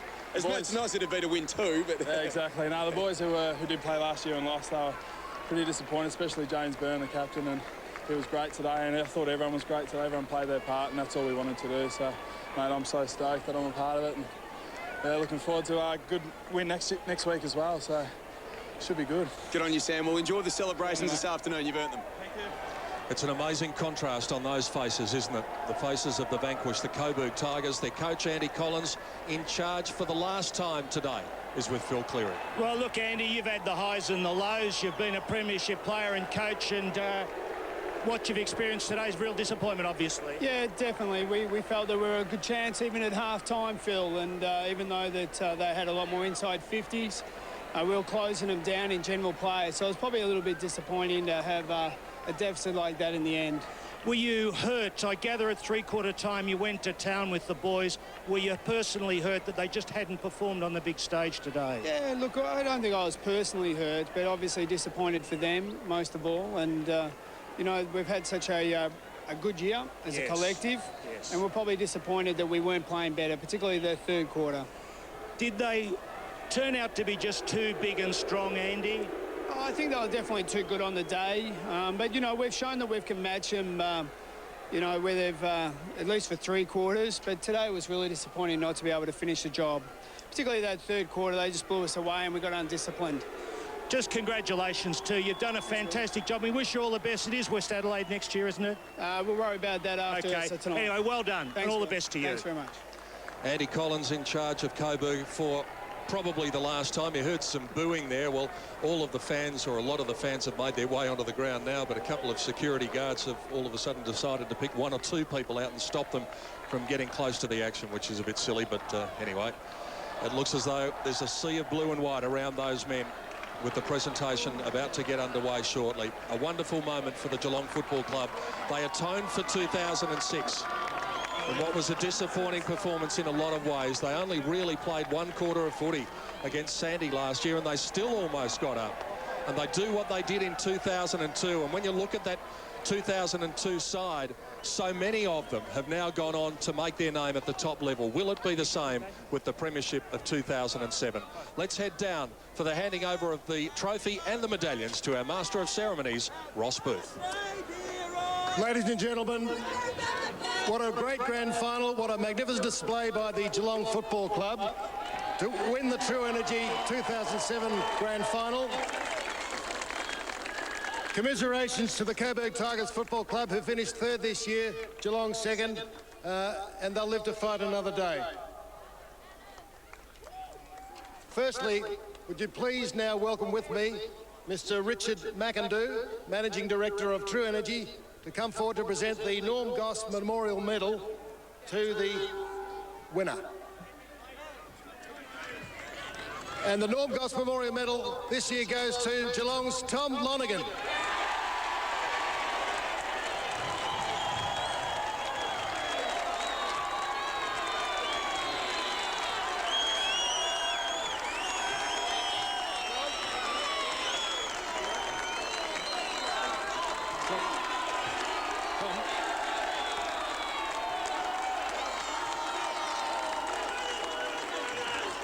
Normally there's not a response from the winner, but I think in Tom's case we should make an exception. Thanks. First of all, thanks for the Coburg guys. You've had a great year too. Our boys, great work. I've been. It's one of the best. It's one of the best days of my life.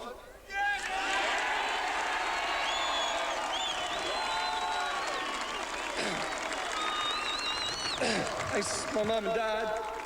Just over there, they've been great. My girlfriend Elise, her family, all the boys at the footy club, the staff, administration have been, sorry, absolutely fantastic through my recovery. And I hope this is to you. Yeah, thank you very much.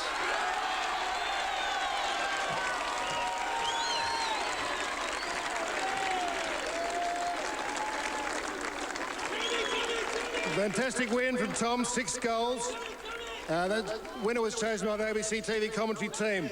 And now it's my pleasure to call upon the chairman of AFL Victoria, Mr. Bob Tregear, and the VFL General Manager, Mr. Martin Stillman, to present the individual premiership medallions to the winning players and coach. Number 1, Stephen King.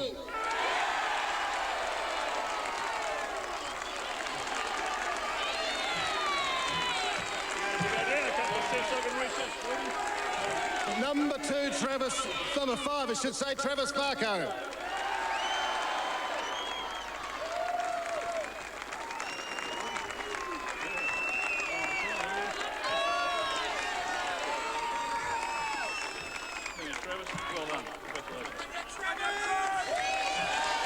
Number 7, Tim Callan.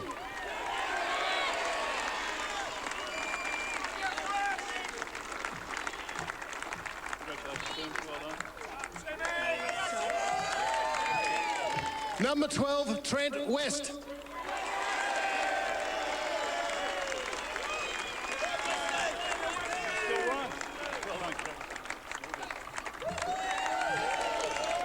Number 13, Tom Lonergan.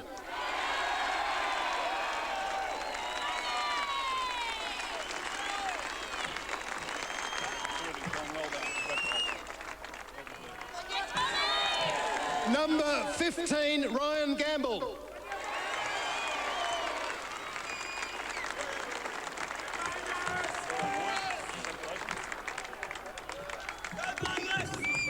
Number 16, Charlie Gardner.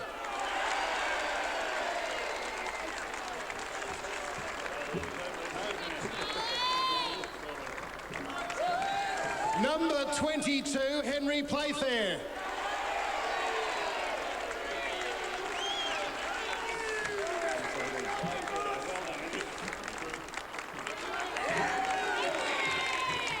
Number 18, Nathan Jakera.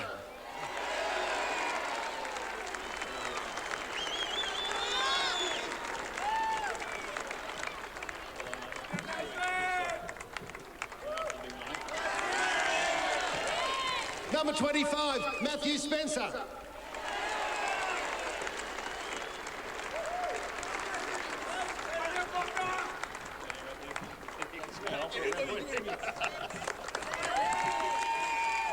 Number 26, Tom Hawkins.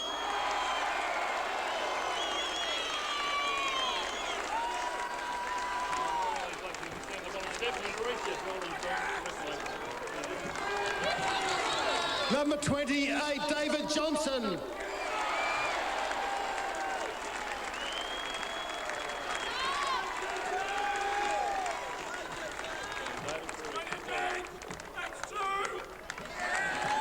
Number 32, Brent Prismal.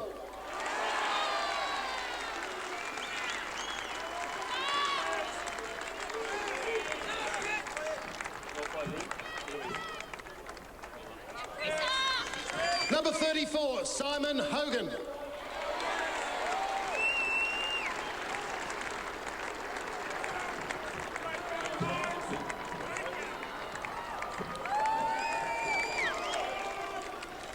Number 36, Todd Grimer.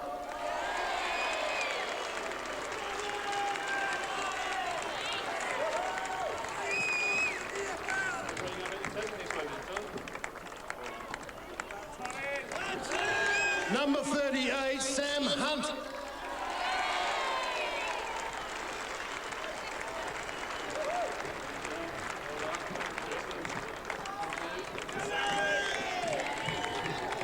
Number 41, Jason Davenport.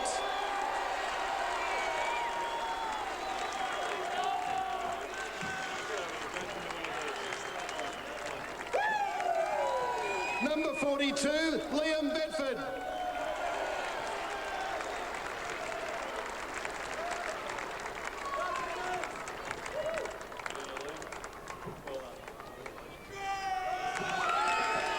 Number 49, Matthew Furman.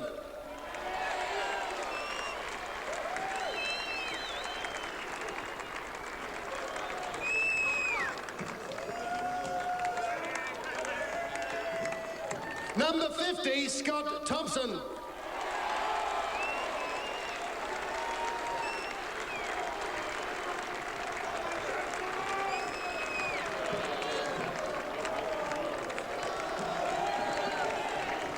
Number 51, Jay Cheap.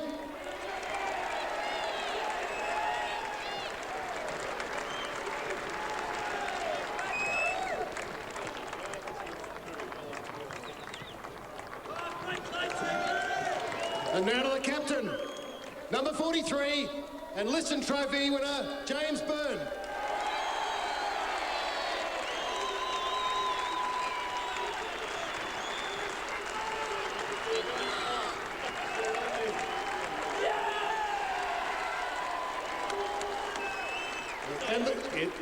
And the coach, Lee Tudor.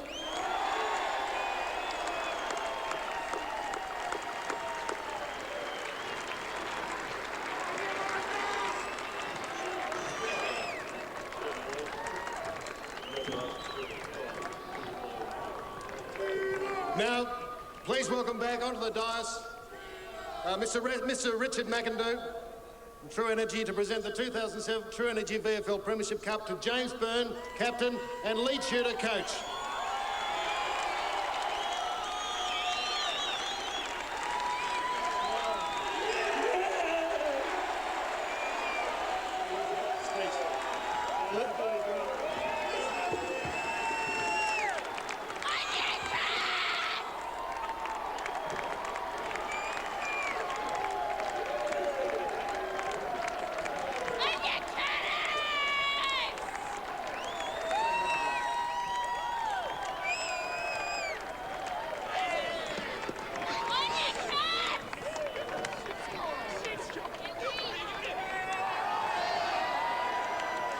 Fantastic moment for the Cats. They've worked hard for it all year, and even though it was a foregone conclusion really since half-time of the game, with that magnificent third quarter, now is the time that they can celebrate. And you've experienced this feeling.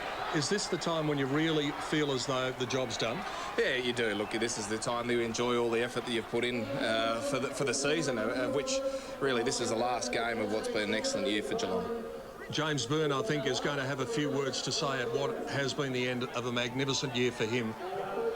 First of all, the coach, Lee Tudor. They've been outstanding all year, so thanks for the game today. To the Geelong Football Club for giving us the opportunity to have our own VFL side. Works really well for us. I'd like to thank True Energy, Martin Stillman, for putting on a fantastic competition again. And, of course, all the staff, all the players, and all the supporters of the Geelong VFL side. The Bendigo Bank Cats, well done.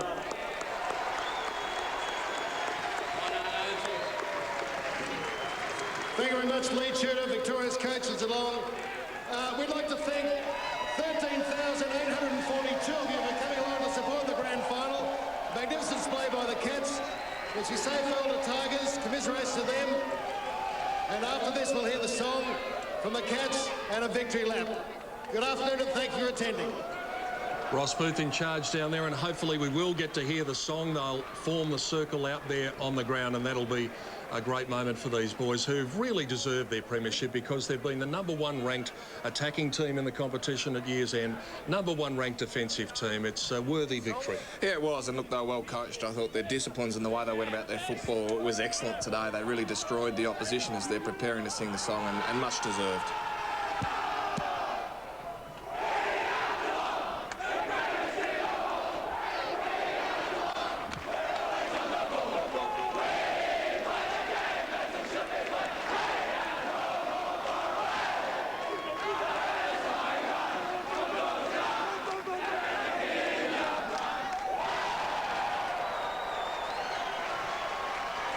That is a great moment on the ground. That's something you don't actually get to see that at the AFL Grand Final because, of course, the fans can't get onto the ground with their players. But it's not only the players who can sing it there, it's the supporters who can be within touching distance of their heroes as well. I think that's really good. Yeah, it's a big buzz for the players to have the supporters sing the song around you, the atmosphere and everything. But, look, the supporters are important as the players in a footy club. Let's go down amongst the thick of the action. It's been some year for James Byrne. Here he is with Darren Boyd. Well, Pete, he's a captain of the VFL Team of the Year. He's a listed medalist, but I reckon captain of the premiership side has got to be the best thing. Definitely tops everything off. I was just so proud of the boys. Coburg, we knew they were going to put up a good fight, but I knew if we put our head down and played our best footy, we'd win. And it's just a credit to the boys. Fantastic all year. I'm just so proud. Well, that's the thing. You mentioned putting the head down and just concentrating, because that was the message all day from Lee Tudor, wasn't it? Don't get distracted by the other stuff. No, well, we knew they were going to come at us to try and do the physical things and put us off the footy. But we just focused on winning the footy, getting in first, playing as a team and keep our structures, and it came through. Was there extra motivation this year after what happened last year on this corresponding day? Oh, definitely. I think the AFL boys have started it. They've started the culture at the club. They really want to do something this year. Wish the senior boys all the best for next week. And it's just filtered down through the VFL. And obviously, we got a taste of it last year. We didn't get across the line, but I'm wrapped. And the club's come so far in 2 years, from bottom of the ladder to being losing grand finalists and then premiers. Talk us through the change. It was just keeping the right blokes on the park. Injuries had hurt us a couple of years ago, but I knew if we stayed fit, we'd have a real crack at it. And I'm speechless. I'm so proud of the boys, and I'm just going to soak this up. Well done, James. Congratulations. A sensational performance from you, leading this side to victory. Thank you. Cheers. Thanks. James Byrne, sometimes we're judging by his own lofty standards. One of the 4 VFL players. Another one was Scott Thompson. Let's go down and hear what he's got to say. Have you got me there? This man's a legend. An absolute legend. Now. Yeah, I've got Daryl Summers, who's the #1 ticket holder with the Cats. Daryl, you look excited. Phil, I've got the lid half off. The other half comes off next Saturday. There's great excitement here. Do you think this is a real lead-up? Are you confident about next week? Well, look, I'm going to be quietly confident, but I tell you, all throughout the final series, what's been amazing to me is the supporter base have been more nervous than the players. Yeah. The players have been determined and focused and everything that they should be, and we've been the ones like this before every game. But today was wonderful for the guys. The VFL team, they couldn't have played any better in that second half. And a quick one, Dancing with the Stars tonight? Geelong? Yes, the whole team of Geelong will be on Dancing with the Stars on Tuesday. Good work. All the VFL guys. Good to see you, Daryl. All the best for next week. Well, good idea. I think there'll be a bit of spring in Daryl Summers' step throughout the week, and no doubt Scott Thompson, there will be plenty of spring in his step. As we said, he was magnificent. 30 disposals today. Unlucky to miss out on the medal, but it was a good choice with Tom Lonergan. Let's go down now to Scott Thompson. He's with Roscoe. Here is All Scott. right, he's not there just at the moment. Scott Take 2, here he is. Scott Thompson, yes, a bit like a ruck work in here, Scotty. Look, fantastic game by you. One of just 4 VFL listed players. What a thrill for you. How old are you? I'm 21, and yeah, just a great thrill to be in here. It's hard yards to get in, VFL player, but I'm glad I did. You're a local boy from South Barwon? Yeah, local boy. Watched them play yesterday, and they won it as well, so I'm rapt to win it here. Jared Malloy was likening you to Matthew Scarlett with your run and marking and even the looks. I don't know about that. But what a thrill. Yeah, it's just a great thrill just to be here. Boys are great, just a great bunch of blokes to play with. And you're hoping from this to be maybe rookie listed? Yeah, I'm hoping for that, but I don't know what's going to happen. Well, I think on today's performance you weren't far behind Tom Lonergan in the voting. It was a great effort, and you realised. Yeah, well, hopefully something comes upon this. Yeah. Good on you. Youngster Scotty Thompson, one of just 4 VFL players in this Geelong premiership side. There's a bit of chaos going on down there and up here too, but it is exciting after any grand final, and the players will share these moments with the fans, and then once they get back into the rooms, when does it actually begin to really sink in for you? I think it's a day or so after. Look, they'll enjoy themselves tonight. It's probably a couple of days later when they've recovered from their celebrating that they'll actually realise what's gone into the season. And look, I think this is great for the Geelong Footy Club, for their senior side coming through this week. It'll be a great opportunity for them, and I'm sure they'll be pleased with their performance. I'll tell you what, if Gary Ablett takes out the big award tomorrow night, the roar won't be much louder than the one that Tom Lonergan got when he got the medal. It was just a fairy tale. It was amazing, wasn't it? And look, he was unlucky, Thompson, because he did play a great game, but Lonergan was fantastic. He kept Riewoldt to 2 possessions to half-time in a fantastic effort, and then went forward and kicked 6 goals. You can't ask for a better day. Phil, back down to you amongst the thick of the action. Gareth Andrews, one of the great legends of the old Geelong club. And Rich, how do you feel? Oh, look, it's been a great year, Phil, and that's really important to win today, and just to keep the momentum up. I thought Tommy Lonergan today was what a great story, and so it's a big week. Yep. And a really important win for us, because all the boys want to do to celebrate tonight is just have a couple of drinks and be with the rest of the team training for the rest of the week. Exactly. And I reckon that's what our footy club's all about at the moment. It's a fantastic team. In a word, will you win next week? Yeah, we'll win next week. Yeah, we've got to win next week. So much expectation. And the toffs will be out. All those Western District toffs will be out around Geelong. Everything will be out around Geelong, mate. So get down there. Good on you, Phil.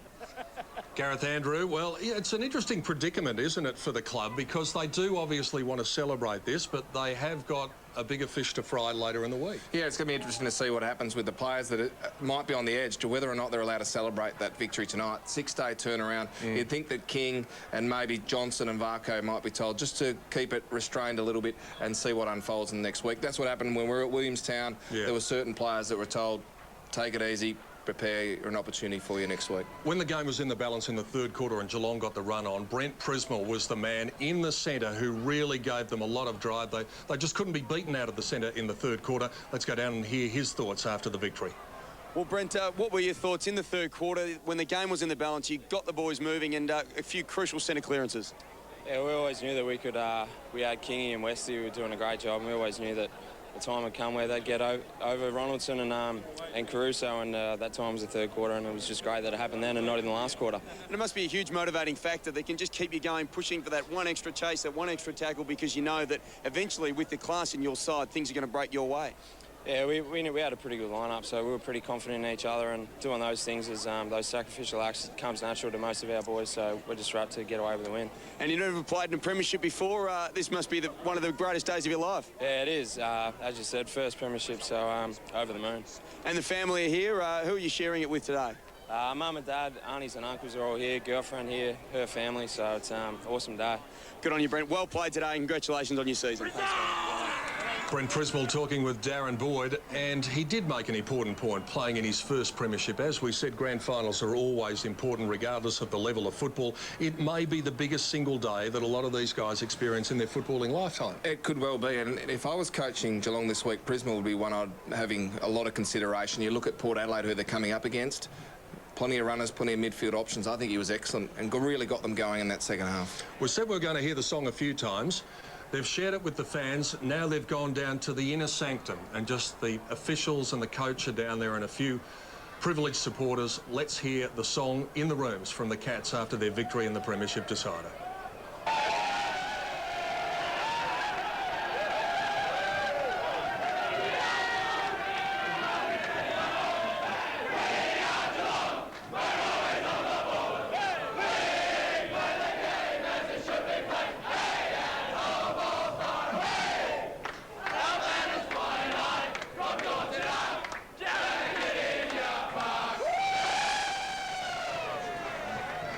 Charlie Gardner not looking that good, but I don't think he'll be feeling too much pain once he has a couple of celebratory drinks, but he probably isn't anyway. Well, you wouldn't imagine so, but he was excellent today too. He got 2 heavy knocks. He had the one in the head and then obviously the dislocation of the thumb. He was really good, and they would have been really pleased with the fact that he played fair, and we look at Thompson and also Lonergan coming through. They're really good players for them that played good football today.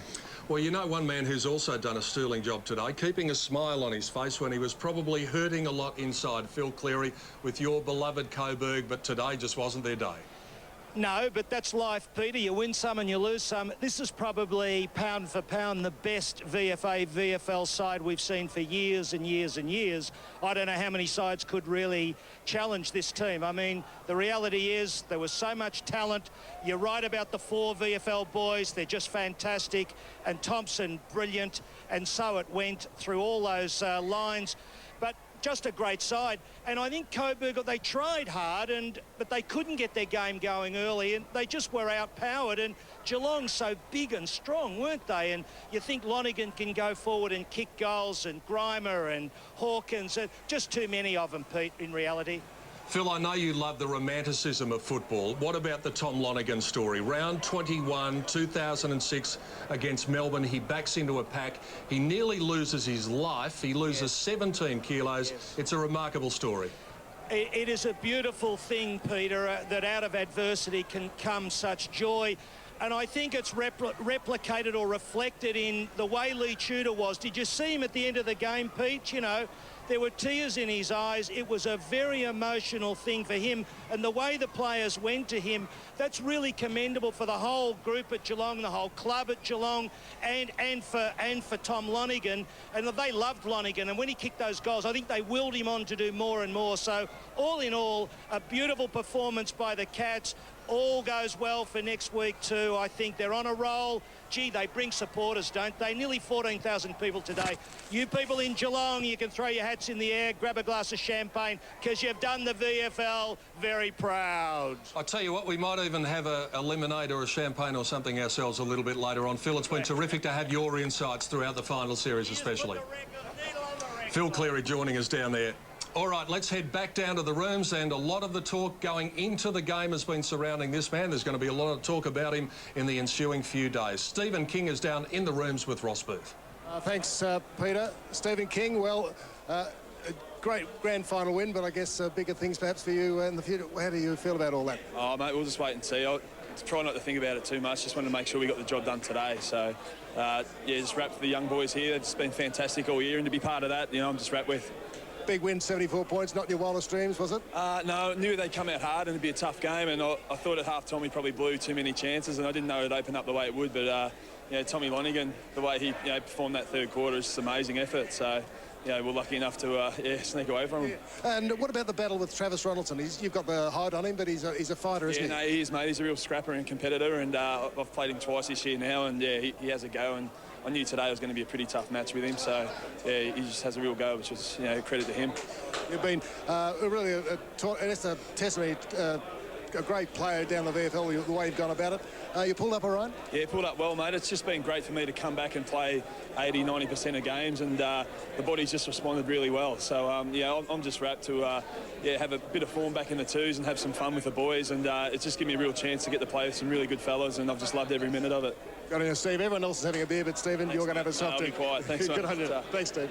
Well, it might be worth it at the end of the week. I'd like to get your take on this. When will he really know? I mean, we won't know until Saturday, really. The teams will be named on Thursday, but will he be told before then whether he's in or out? You'd hope so, because you've got to give them time to prepare, and I think that's the important facet of it. You don't want to just throw them in the deep end come Friday and say, OK, be ready for tomorrow. Look, they'll assess on Tuesday, probably during their selection process, which way they want to go.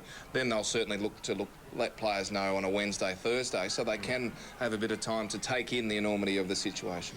You found a few Geelong players you liked this season, and here's one of them, Todd Grimer, who also joined the party with the goal kickers today, and he's down in the rooms with Darren Boyd. Well, Pete, Todd's just telling me it's a family affair. Winning grand final today, and your brother's also looking towards a grand final as well over in South Australia. Yeah, the Central boys, he's been playing with Centrals this year, come over from Tassie last year, and he's had a great year, and they play today. If they win today, they're into the grand final in 2 weeks, so if the ones get up, it could be a great 3 weeks. It could be a pretty exciting time for you, but you must be thrilled at the moment. Have you had this feeling before? Oh, not juniors, they don't really count. It's the best feeling, just the camaraderie and the feeling around the team's unbelievable, and we're going to enjoy this so much, and we just hope the ones can do the same thing next week and make it an amazing couple of weeks. Well, your own game. I mean, Peter mentioned that Jared Malloy is a big rap of yours. He thinks you present and your work ethic is phenomenal. I know your coach Lee Tudor thinks that as well. What do you think is your major strength? Yeah, I thought if I worked hard early in the first half, and sort of my man's going to tire, and then that's when I'll start to get over the top of him. I think that's what happened in the second half. I just thought they couldn't go with me, and that's when I started to get the possession. So it's a great feeling. It's a great team win, and it's unbelievable. It hasn't sunk in yet. Well, I think it might take a little while, but no doubt there'll be plenty of celebratory beverages tonight to help it sink in. No doubt, mate. Thanks. Good on you, Todd. Well played. Thanks. Todd Grimer with Darren Boyd. Pat Cash has got a lot to answer for, you know. We just saw Simon Hogan there climbing into the crowd, sharing with the fans. Great to see. It was good to see. Look, the fans have come out in great force, though. We had a really good crowd, and Geelong would have been loving the situation they're in as Tom Hawkins goes up to see his family. But there's so many other people who are involved in footy, apart from just the players or themselves, and they're obviously getting the reward for great effort throughout the season. Big day in this young man's football development. We mentioned the fact that he's played 9 AFL games. He's got a good, solid grounding in his first year.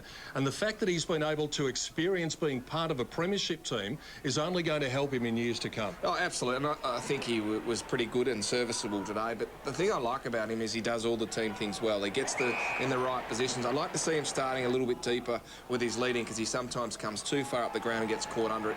But he's going to be exciting talent. I reckon they'll strip him back a bit next year, make him a little bit lighter, and that way he can travel a bit further across the ground. But he's an exciting talent coming through. Is that going to be easy for them to do? Because he is a naturally big boy, and you're very well qualified to answer this. Is it going to be easier to strip him back a bit? Yeah, you can. I think if you just unload a little bit on the weights and get him to do a little bit more extra power work in terms of his running, then that'll come off. His diet's another aspect of his football that he'll adjust to. He's a young man playing his first season of football. That'll come, and I think then once he gets that balance, he'll really start to develop as a player. Everyone's overjoyed being part of a premiership. Simon Hogan sharing it out there amongst the crowd, as is Tom Hawkins. And down in the rooms is Tim Callan, and he's with Roscoe. Oh, thanks, Pete. Yes, look, euphoric signs out here, Geelong. A VFL premiership to Tim Callan. Great thrill for you. Yeah, it's pretty exciting times, Ross. Just a great bunch of blokes, and good to share something like this with them. You didn't play in the 2002 premiership? No, I missed out by a year, so it's great to get a bit of success now. I said during one of the earlier matches of the qualifying final that Geelong might win everything, including the Brownlow and the AFL, the VFL and the Listen. And I mentioned you and James Byrne as possible winners of the Listen. You did get along, but you had a great year across half-back. Yeah, it was good fun. Just it's good to see Burnsy win the Listen. He's had another amazing year. He's just a standout performer all the time, and for him to win it just capped off a great year for the club. Should. Great half-back flanker, running defender. Tim Callan, you can tell by the smile on his face, they've won the flag. Yes, indeed. It'll be pretty hard to wipe the smiles off for all of those faces down in the Geelong rooms. Well, the story of the day really was told in the third quarter, wasn't it, when Geelong started to get on top and did such a brilliant job. All the stats went their way, and it was quite evident in the first 5 minutes, or even the first 3 minutes of that quarter, that they were going to pile on the goals. 7 goals, 6 it was they piled on, but perhaps just as importantly, 1 behind a Coburg. Yeah, Coburg couldn't get any structure going forward, and really most of the game was spent in that third quarter in Geelong's forward half, and then that was due to the fact that they just dominated the centre clearances. They won all of them for the quarter. King was excellent, but as you spoke about, Prismal was the one that really got them going, used the ball effectively, and then none of them, Tom Lonergan, stood up in that third quarter and kicked 5. They'll be talking about that quarter for a long time. They finished up with 41 scoring shots. Here are some of the numbers. We should pay due care to the Coburg Tigers. Patrick Bowden did get a lot of the footy out in the clear today. He did, and he worked hard. He did turn the ball over a little bit, especially late when the game was over, but I thought he was serviceable, and I also thought their ruckman captain, Ronaldson, was one of their better players. On to the numbers, though, for Geelong, and they tell the tale. 30 for Thompson, we've spoken about.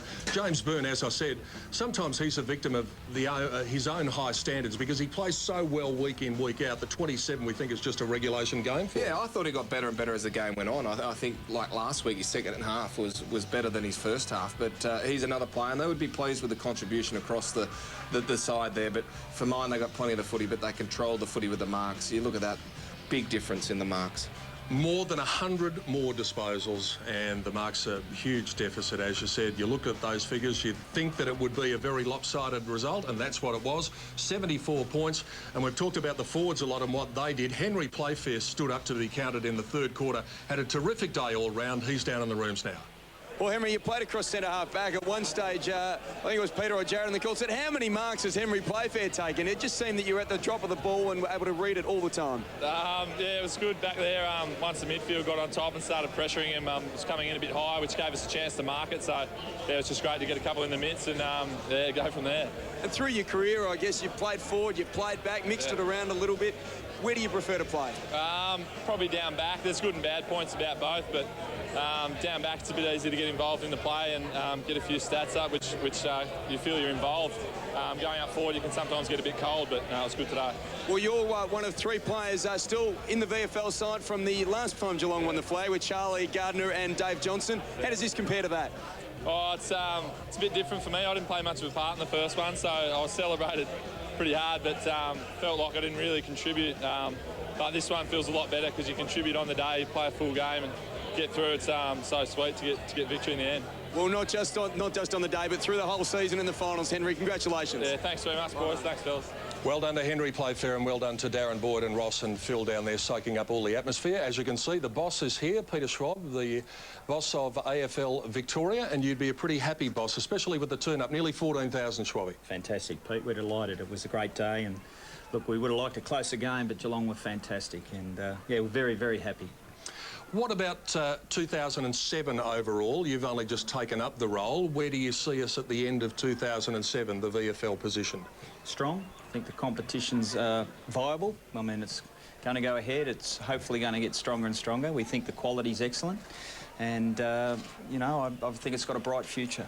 All right, a few things that I need to talk to you about with the competition in 2008. First of all, Tassie, current club, and they will remain a club in the VFL? Yep, Tassie are there to stay, and they'll stand alone in 2008. Sydney is an interesting one. Now, they've had a team in the ACTAFL, which is basically their seconds team, and they win by 20 or 30 goals every week. They've expressed interest in coming in. What will they do? How will they come into the competition? We'll find out probably at the end of either next week or the next 2 weeks whether Sydney will come in. I think if Sydney do come in, they'll come in as a standalone team, but at this stage there's no guarantee. Speaking of standalone teams, Collingwood have already indicated they've broken the alignment with Williamstown. Will they play some games out of here at Princes Park? That's my understanding. I'm yet to see the details of Collingwood's arrangements, but my understanding is they will play some home games here. And speaking of Williamstown, I'm going to talk about WWW, and it's not the World Wide Web, it's Williamstown, the Western Bulldogs and Werribee. Now, there's been a fair bit of angst over the past couple of weeks. What's going on there? Well, I think you saw that the Bulldogs have notified Werribee they won't be in that alignment, or they don't wish to be in that alignment next year. We're yet to see the full details of that, and we're expecting, you know, to hear more in the next week or so. I mean, I need to speak to Werribee next week to see where they sit on it all. But I think it's clear that the Bulldogs have at least indicated to Werribee they don't wish to be in the alignment. And the Northern Bull Ants and Carlton, it looked as though it was a marriage headed for the divorce courts, but it seems to have been rescued. The Bull Ants will play some games here out of Princes Park. How many games will they play at Kramer Street to maybe keep their identity in the VFL competition? Again, that's true, and that's a contractual issue I'm yet to see either, but my understanding is it may be a 5-4 split, probably 5 here and 4 at Kramer Street, but again, I need to sit down with the Bull Ants and see exactly what the details of the contract are. So to summarise, there's going to be a lot of changes, but you still think it's a very strong, viable competition? Yeah, I do, Pete, and I think we'll get to 14 teams by the look of it, and I think that's, you know, it's a nice, neat number, 14. I don't think the competition needs to grow much further. If it got to 16, you know, I think we can accommodate that, but probably 14's a good number to be with. All right, thanks for coming up. Terrific performance by Geelong, and it's going to be an interesting week for them. As an ex-coach, you'd know that it's going to be a fine balancing act for Mark Thompson throughout the week, but they've got what it takes. Yeah, look, I wish them well, and I'd also like to thank, you know, the ABC for the support they've given this competition throughout the year. Thanks, Schwabby. Terrific to have you up here. Always good to see you. Thanks, Pete. Peter Schwab, the boss of AFL Victoria, joining us, and down in the rooms, Cameron Ling. Well, what a week it's going to be for him and for his teammates as they prepare for the AFL Grand Final against Port Adelaide. Jason Davenport, well, it quite possibly might be a very big few months for him, because he could very well find himself on an AFL list when the national draft is held in late November. So, in closing, Neil Baum and everyone around Geelong, Jared Malloy, will have big smiles on their faces, but they might get even bigger in 6 days' time. Yeah, the bigger prize, obviously, in terms of Geelong, is the AFL Grand Final this weekend. Plenty to happen and unfold in the next week, but they'll be very, very pleased with their side's performance today. And in closing, well done to Coburg to get to where they did today, and well done to Andy Collins, especially, who has been a great man for this competition. He has. Look, they've come from being around the bottom of the ladder 2 years ago to putting themselves in in the grand final and a premiership opportunity. They were a little bit disappointing today, but I think their form over the season has been very, very good. You're going to be here next year, or will we be talking to you as a coach? We'll have to wait and see what happens and unfolds over the pre-season, Pete. He's already starting to talk like a coach. It's been terrific to have you along. Great season 2007, and we'll see you one way or the other in 2008. Thanks, Pete. Thanks for your support, too. And thanks to Jade Rawlings and everyone who's been up in the box with us over the past 6 months of football. It's been a terrific 2007 VFL season. What's going to happen in 2008? Well, in the big wide world of television, you really don't know, but hopefully we might catch you for more VFL football in 2008. Thanks for being with us. We'll see you there.